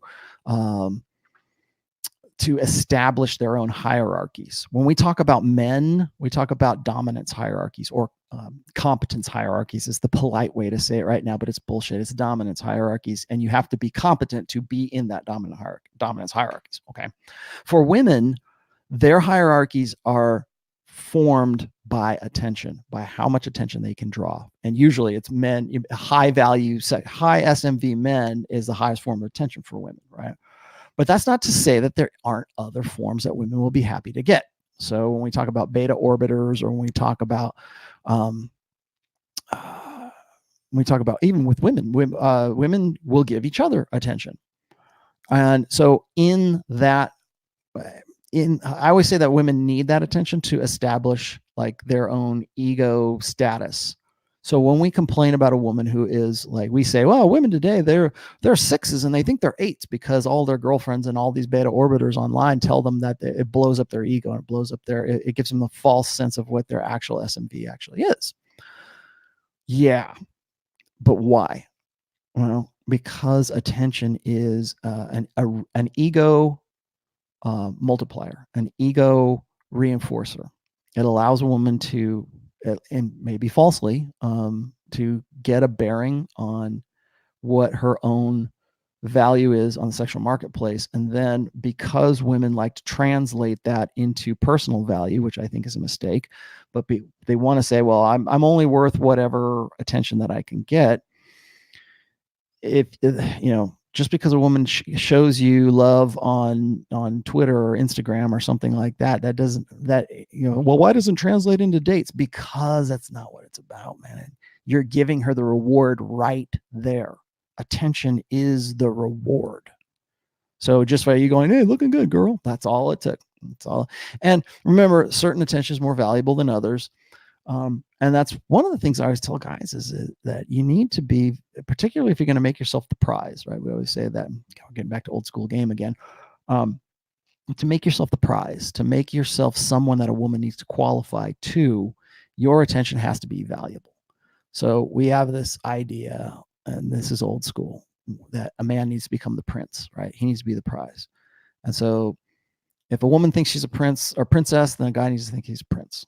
And so what does a prince do? The prince cuts time out of his day to give attention to the poor little girl who's under, was it Cinderella? The prince wants to, she's perfect. She's so, she's the jewel in the rough. I like guys get this idea, right? She's the jewel in the rough. And so I'm going to give her some attention because she's so unused to attention, and she's a wallflower. I would say right now, the idea, the archetype of the wallflower girl, the plain Jane, that shit is gone, long gone in the internet age, anyways. Well, she's the girl who was Cinderella, and then she became the princess. So it really, why doesn't that translate? Is because you're giving her the attention.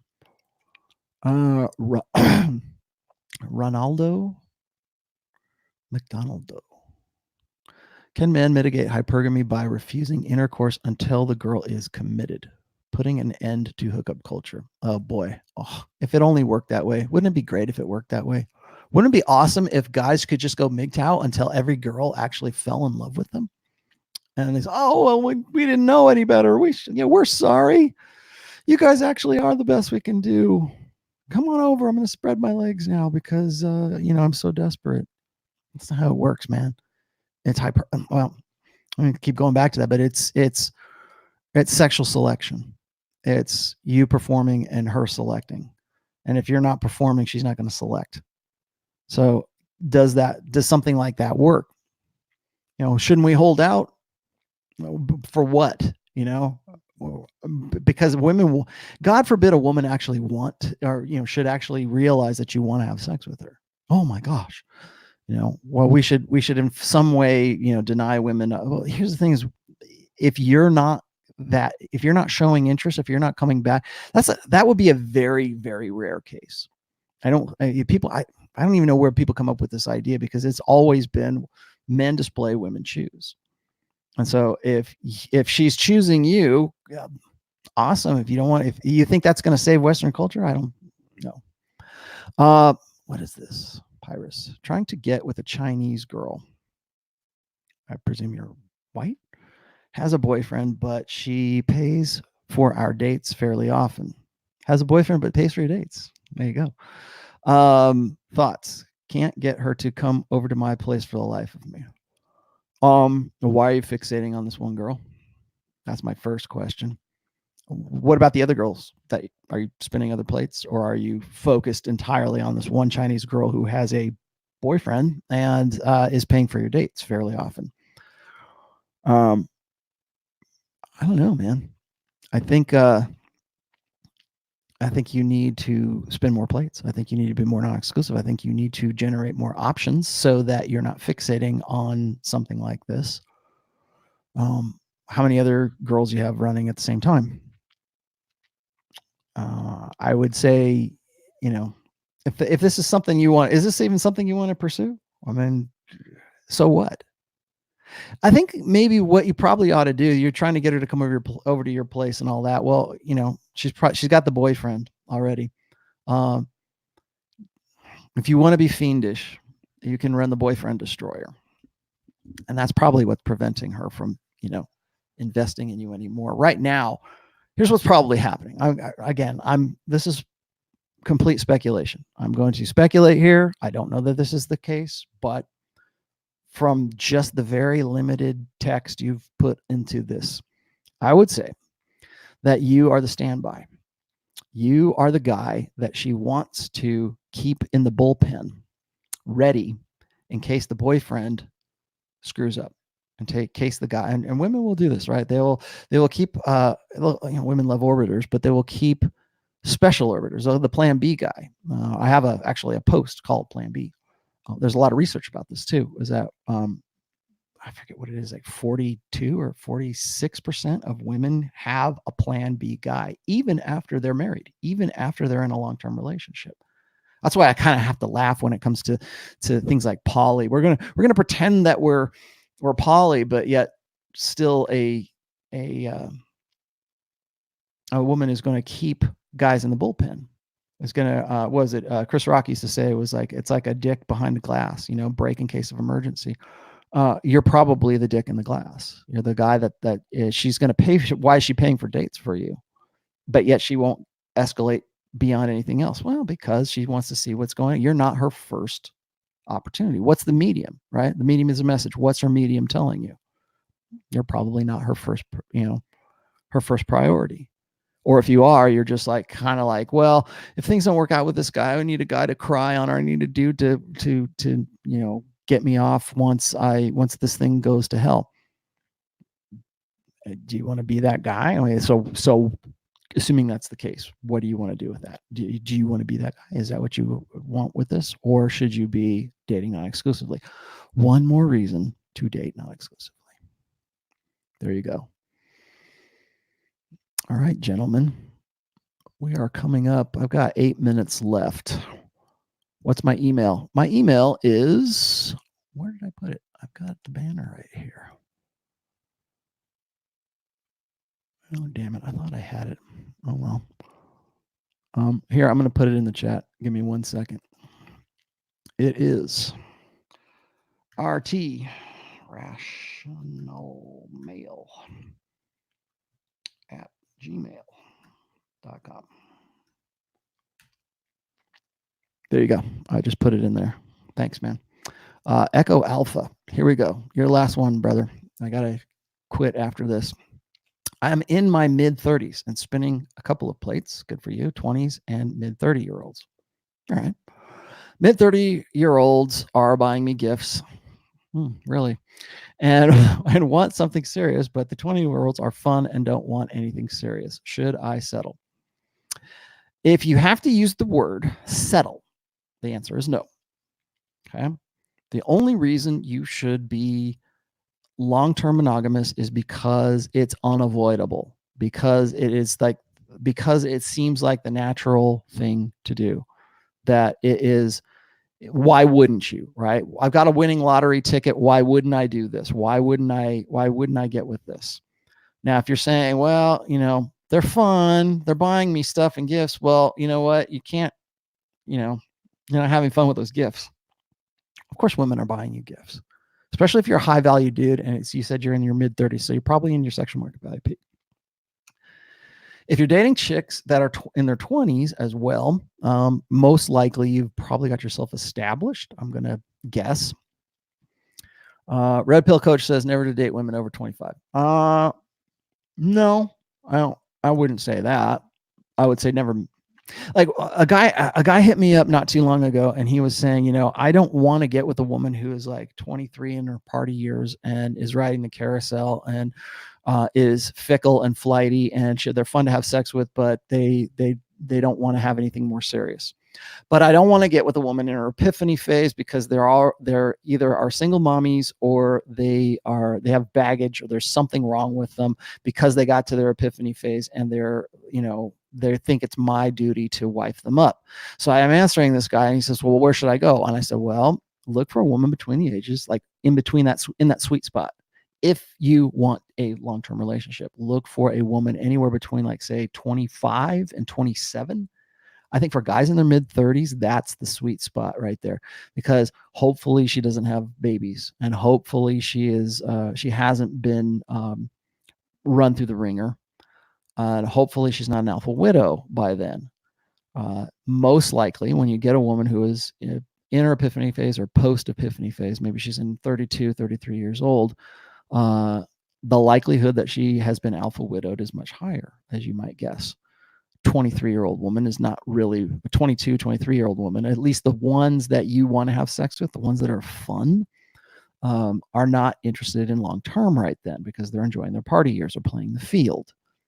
So have fun with them, date them, have sex with them, but you don't want anything long term with them unless there's the rare exception.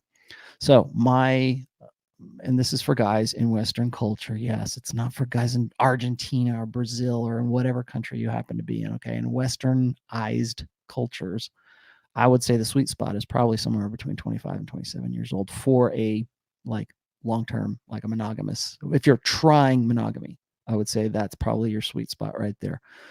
The more important thing though is to be a good judge of character and be understand women's nature, understand what they're going through at that particular, what they're likely going through at that particular time in their lives, understand what their priorities are for relationships at those times.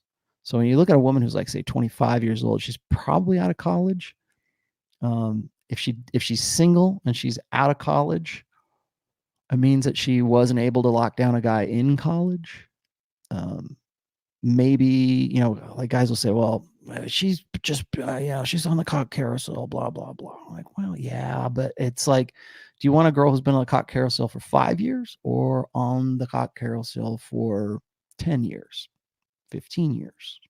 So you have to, I'm trying to be pragmatic here. So if this is something you want to do, and I tell guys, I say, you don't even consider monogamy until you get to be at least 30, maybe 32. And then now don't get married, just look around and see, hey, let's try this out. Hopefully by then you have enough experience that you understand women's nature. You understand where they're at, what it is they're prioritizing at that particular time in their lives. And if this is you, then look for a woman who is like, say, 25, 26 years old. Maybe 27, 28, 29. Well, okay, maybe you could go to 28, but no more than that. I would say 29, 30, and 31 is the epiphany phase, generally speaking. 28, I'm a little wary of because that's sort of that. I would almost say 28 is really more volatile for a single woman because now she's just sort of, maybe she's opportunistic about it. Maybe she's just like, la, la, la, I'm going to find the right guy. And I believe in, magic and rainbows. And, I just got to send enough positive juju into the universe and Mr. Right will drop in my lap. But there's still that need or that hindbrain need that says, we got to check out. We need to check out of the sexual marketplace. We need to find a guy pretty soon because if we don't, we're not going to be competitive as we used to be. I would almost say that 28 is a volatile age for women because they're just coming and they realize they've got like maybe they got 2 years before they're 30. When I say, well, that's all society. No, it's not society. It's women realizing that the window is closing. That's what it is. All right. Let's put this up there because I want to. No marriage, no cohabitation, no kids, no FAP, no hope, no future. That, my friends, is really MGTOW, right? Anyways, here's my thing is I don't want to say I'm hopeful because I'm not really hopeful. I'm just sort of pragmatic. People want to say, well, you're a cynic, you're a pessimist. I'm just realistic and pragmatic, hope for the best, but prepare for the worst. And I think that men and women are better together than we are apart. I think that we are complements. I think that we would be better off cooperating and having good, strong families and getting back to a point where we have a mutual understanding of one another, what our conventional gender roles are, and working within those and playing to those strengths. And I don't think that shit like, what is it? The video I showed, consent, all that kind of stuff. That is one more step in the direction of segregating the sexes. It's one more step in saying boys over here, girls over there.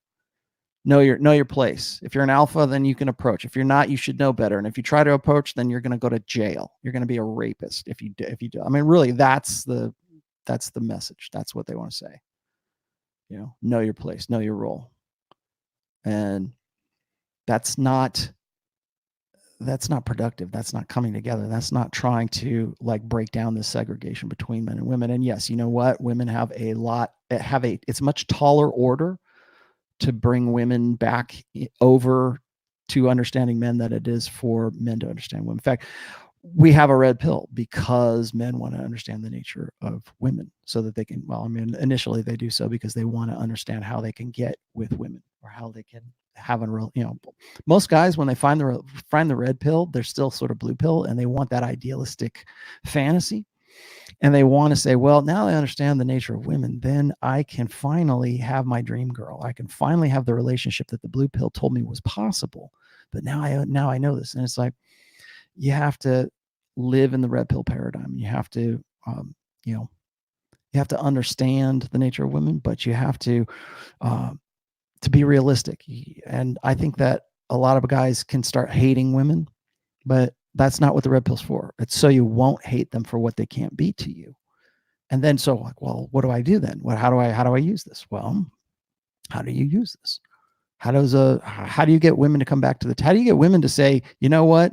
Just because a guy came onto you and you weren't attracted to him doesn't mean that was sexual harassment. Sorry, he's not a rapist. Sorry, the guy's being a guy. No, boys can't be boys. Yeah, well, guess what?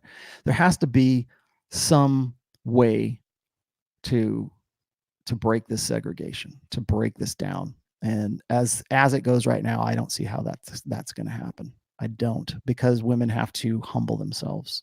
Women have to break down this sense of entitlement. Everything that fempowerment has taught women has to in some way be curbed. We need to find some way to institute this idea that men and women are complements to one another. It's like right now, I think, particularly in Western culture, we tend to look at the sexual marketplace as adversarial. And mating strategies they're antagonistic to each other. We know this, though. I know this. Red pill knows this. Maybe a lot of women don't know this, but maybe women should know that their mating strategy is antagonistic to men. Like what cardinal rule of sexual strategies: for one gender's sexual strategy to succeed, the others has to be compromised or abandoned. And right now, that solution is men must always abandon their sexual strategy to accommodate women's. And there's never any of this idea between the two. There's never any idea of complementarity between the two. And I would say a lot of that rests on women right now. But how's that going to happen? How are you going to do that? Are you going to reason with them? I don't know. So just some things to think about. Last one here. Darius Thurman says, is confidence a byproduct of success with high SMV, or is success the byproducts of confidence? It's funny you should say that, because whenever I have said that, I've said this before, is that when a guy goes from being kind of out of shape or flabby to being in shape and having a six-pack, he notices that there are women that are into him all of a sudden, and the interests of women change. This is where guys who like incels who do the looks maxing thing, this is where they're kind of right in a way, but they take it to an illogical extreme. So when a guy gets into shape and he looks better than he ever has, and suddenly the guy who was the loser, the guy who couldn't get a woman to turn her head to him, suddenly women are coming up to him and they want to touch him, and they're initiating kino, and suddenly that guy is desirable. And some guys get thrown off by that, but a lot of guys will say, well, I have more confidence now because women are reinforcing this, right? I look better and I know that I have options. And so guys will say, well, is it like pickup artists will say this, and this part where I kind of disagree is pickup artists will say, well, it's the confidence, it's your attitude towards women that is generating that attraction. It's like, no, it's the fact that you look better and that arousal that comes from that. And then, that creates a positive feedback loop. Then you get the confidence. And that confidence is coming from the fact that you got Jenny and Michelle and Sally and Mary over here, and they're all after you because suddenly they're interested in you because you look better, and you become what I call a sexual threat. And I don't mean a threat. I mean you actually become a sexual person that they will consider having sex with because you look better now. And now they don't care about your nerdy habits if you have a six-pack abs and you look like you could bench 300, right? Suddenly all the stuff that you thought was limiting you is not actually a limit. It's just your quirky hobbies. They're great, man. I love it. Let's go play D&D. I would love to. Whereas before, when you're a fat schlub, they're like, oh, you're a dork. You're a geek. You play a little, those games. You're a video game or whatever. Come back and build yourself up. And then suddenly they take an interest in you. Well, what happens then is like you get this confidence that's derived from the options because you're with one girl who's like really into you, and then you know that there's 3 others that are into you. You derive that confidence from those options.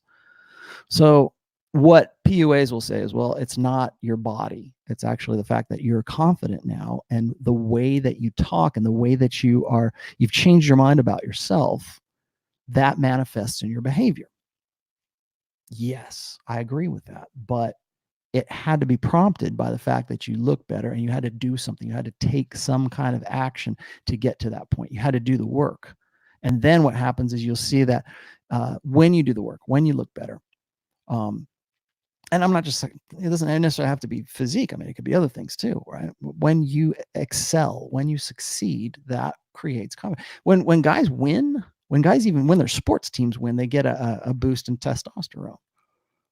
I was reading, I've got the studies of this actually. I was reading Alpha God, and there was the great thing about Alpha God is it's got all kinds of cited sources in the back. And one of these is that when men are victorious in whatever way, it could even, like I said, it can be just your sports team winning, but like if you're victorious, if you've defeated someone, if you feel victory, if you feel success, that coincides with a spike in testosterone. And women pick up on that spike in testosterone, mostly because it manifests in your behavior. So what sponsored that, right? What prompted that? Well, the fact that you won something, the fact that you did the work, you kicked someone's ass, and now that woman wants to have marathon sex with you. That's inspire. I would be pretty confident, right? So anyways, I think that confidence, I've always said this, confidence is derived from options, but you have to be able to generate those options in the first place. That's why I whenever I listen to someone like Tony Robbins or maybe a televangelist, like a evangelist preacher or something like that, or these guys who are selling success porn, who say, well, man, you just got to dig down deep and find that well of confidence inside of you. And you just got to dig down and pull it out and be more confident. We even sell that. But I should say this. We sell that to little girls too. Confidence is like a racket right now. What we don't say is confidence actually requires you to do some work, because it's the options that inspire that confidence. As people know, my daughter has been doing pageants for a long time, and that's one of the big things they sell little girls on is confidence. If they do pageants, they'll be more confident. Yeah, unless they lose and they're crying their eyes out at the end of it because they didn't get a little rose or a tiara or some shit. But the thing is it's still the same principle though. If you do the work, if you excel, if you defeat your rivals, whatever, you're going to be more, they're not wrong. You're going to have more confidence. Or they will say, well, you got up there and you did it and you took a chance and you put yourself on stage and you look cute and maybe you didn't win, but you're more confident now than you were before you started. Okay, but it's the confidence racket. The confidence isn't something that's like a magical force that just like shines down on you from the heavens above. You actually have to do something to get confident about. Confidence comes from options, from real actionable options, and or the proven ability to generate those options for yourself. So when guys like say, well, I don't have any more plates, I don't know what to do with myself, my last plate is gone. Like, well, did you have plates before? Yeah, I did. Well, what the fuck are you crying about, man? You have the ability to go and generate more options. Get out there and do that. That puts you in a better place than the guy who's never had those options in the first place. So knowing that you can do it, that's where when guys like, what's this? I think it's one of the research things I've done. I've got a post. I've got an essay called Creative Intelligence, or a case study, Creative Intelligence, and it's about how women are attracted to guys who are not just winners because they've been given something, but because they earned something, because they generated something, because they have the ability to improvise and to innovate and to create something. Even when they get zeroed out, they go, okay, you know what? I'm going to come back. I'm going to bounce back on my feet. And those guys with that confidence that build themselves back up from zero again, that's attractive for women, because it implies a guy has the capacity to provide security no matter what the environment or the circumstances are. Again, confidence, because you've done it in the past. So actionable options in the present, or the ability to generate options in the future because you have the skill. You got skills, because you have the skills to do those things in the future. So that's my take on confidence anyways. I beware of guys trying to try to sell you on the magical confidence. Confidence requires work. Sorry to say.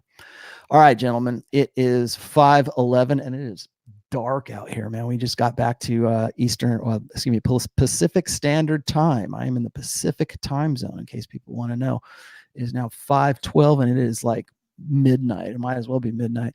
I can understand why people get like seasonal affective disorder around this time. When I was living in Florida, I think it was a lot better, because I think you're like closer. I mean, you're further south, I guess.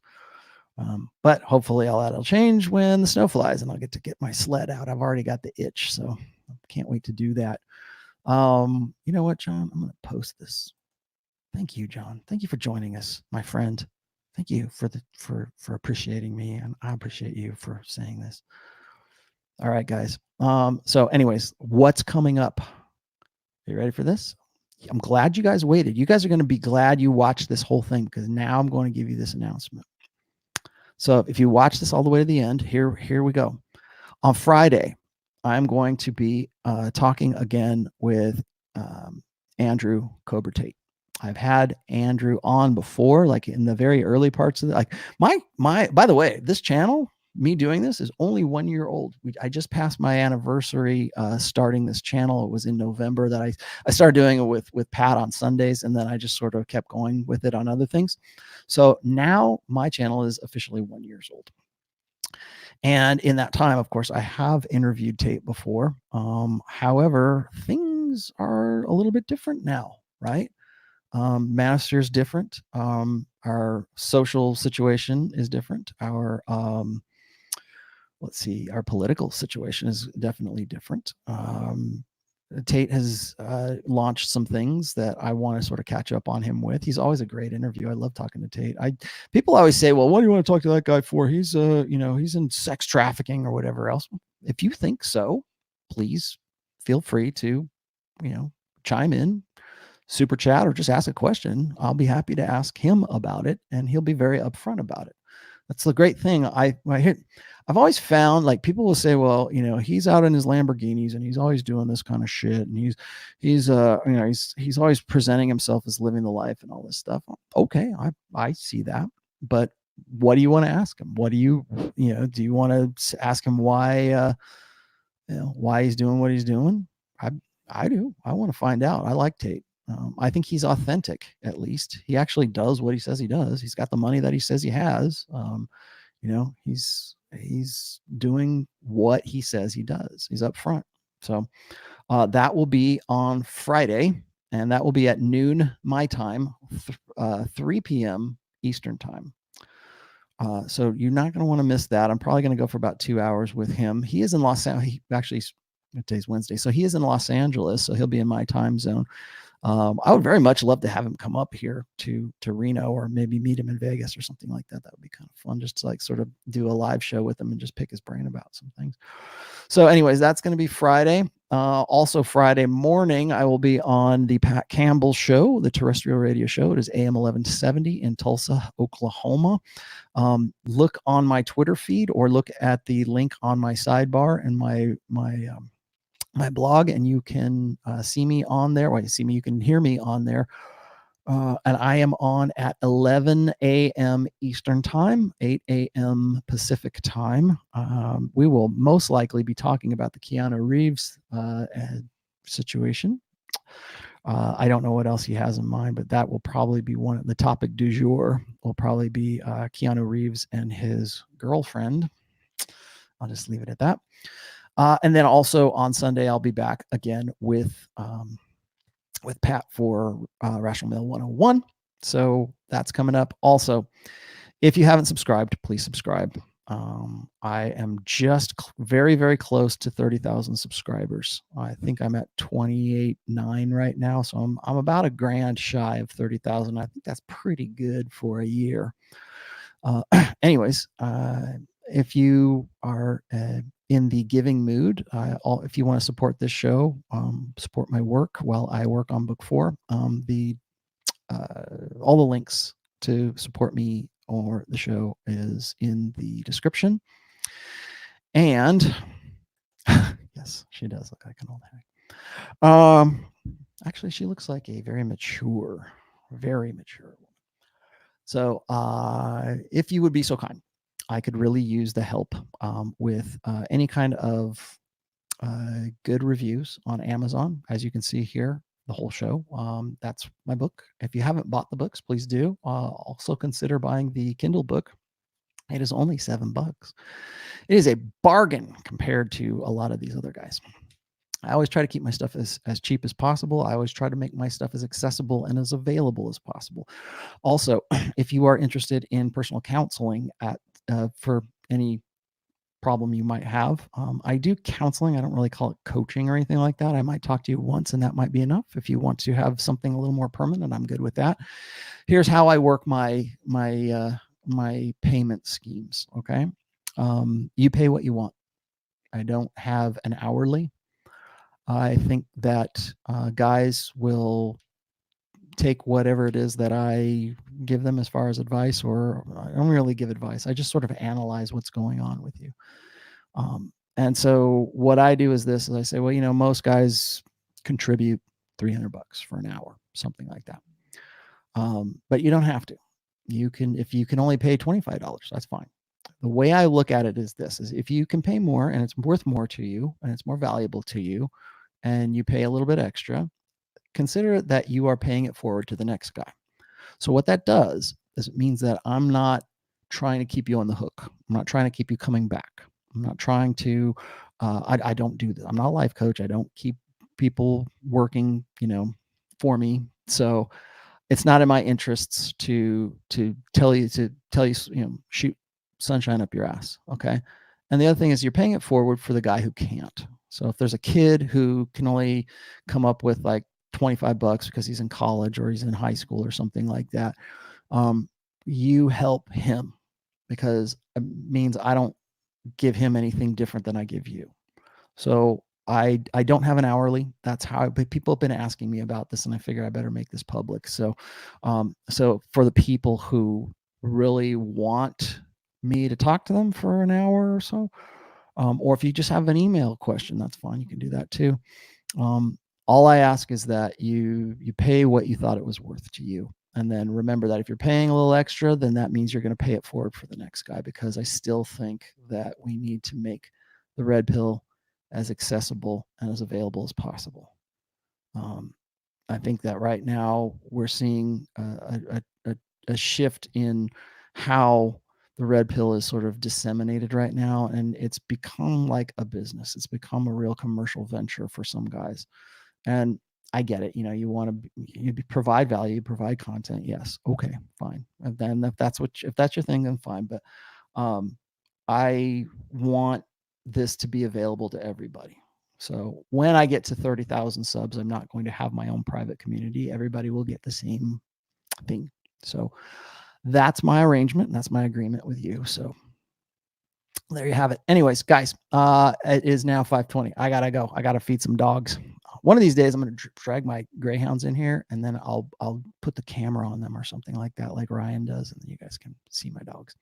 So anyways, all right, guys, thank you for joining me. If you would be so kind, the last message is please go to Amazon, and if the spirit moves you, please give me a 5-star review. All right, thanks, guys. Bye-bye.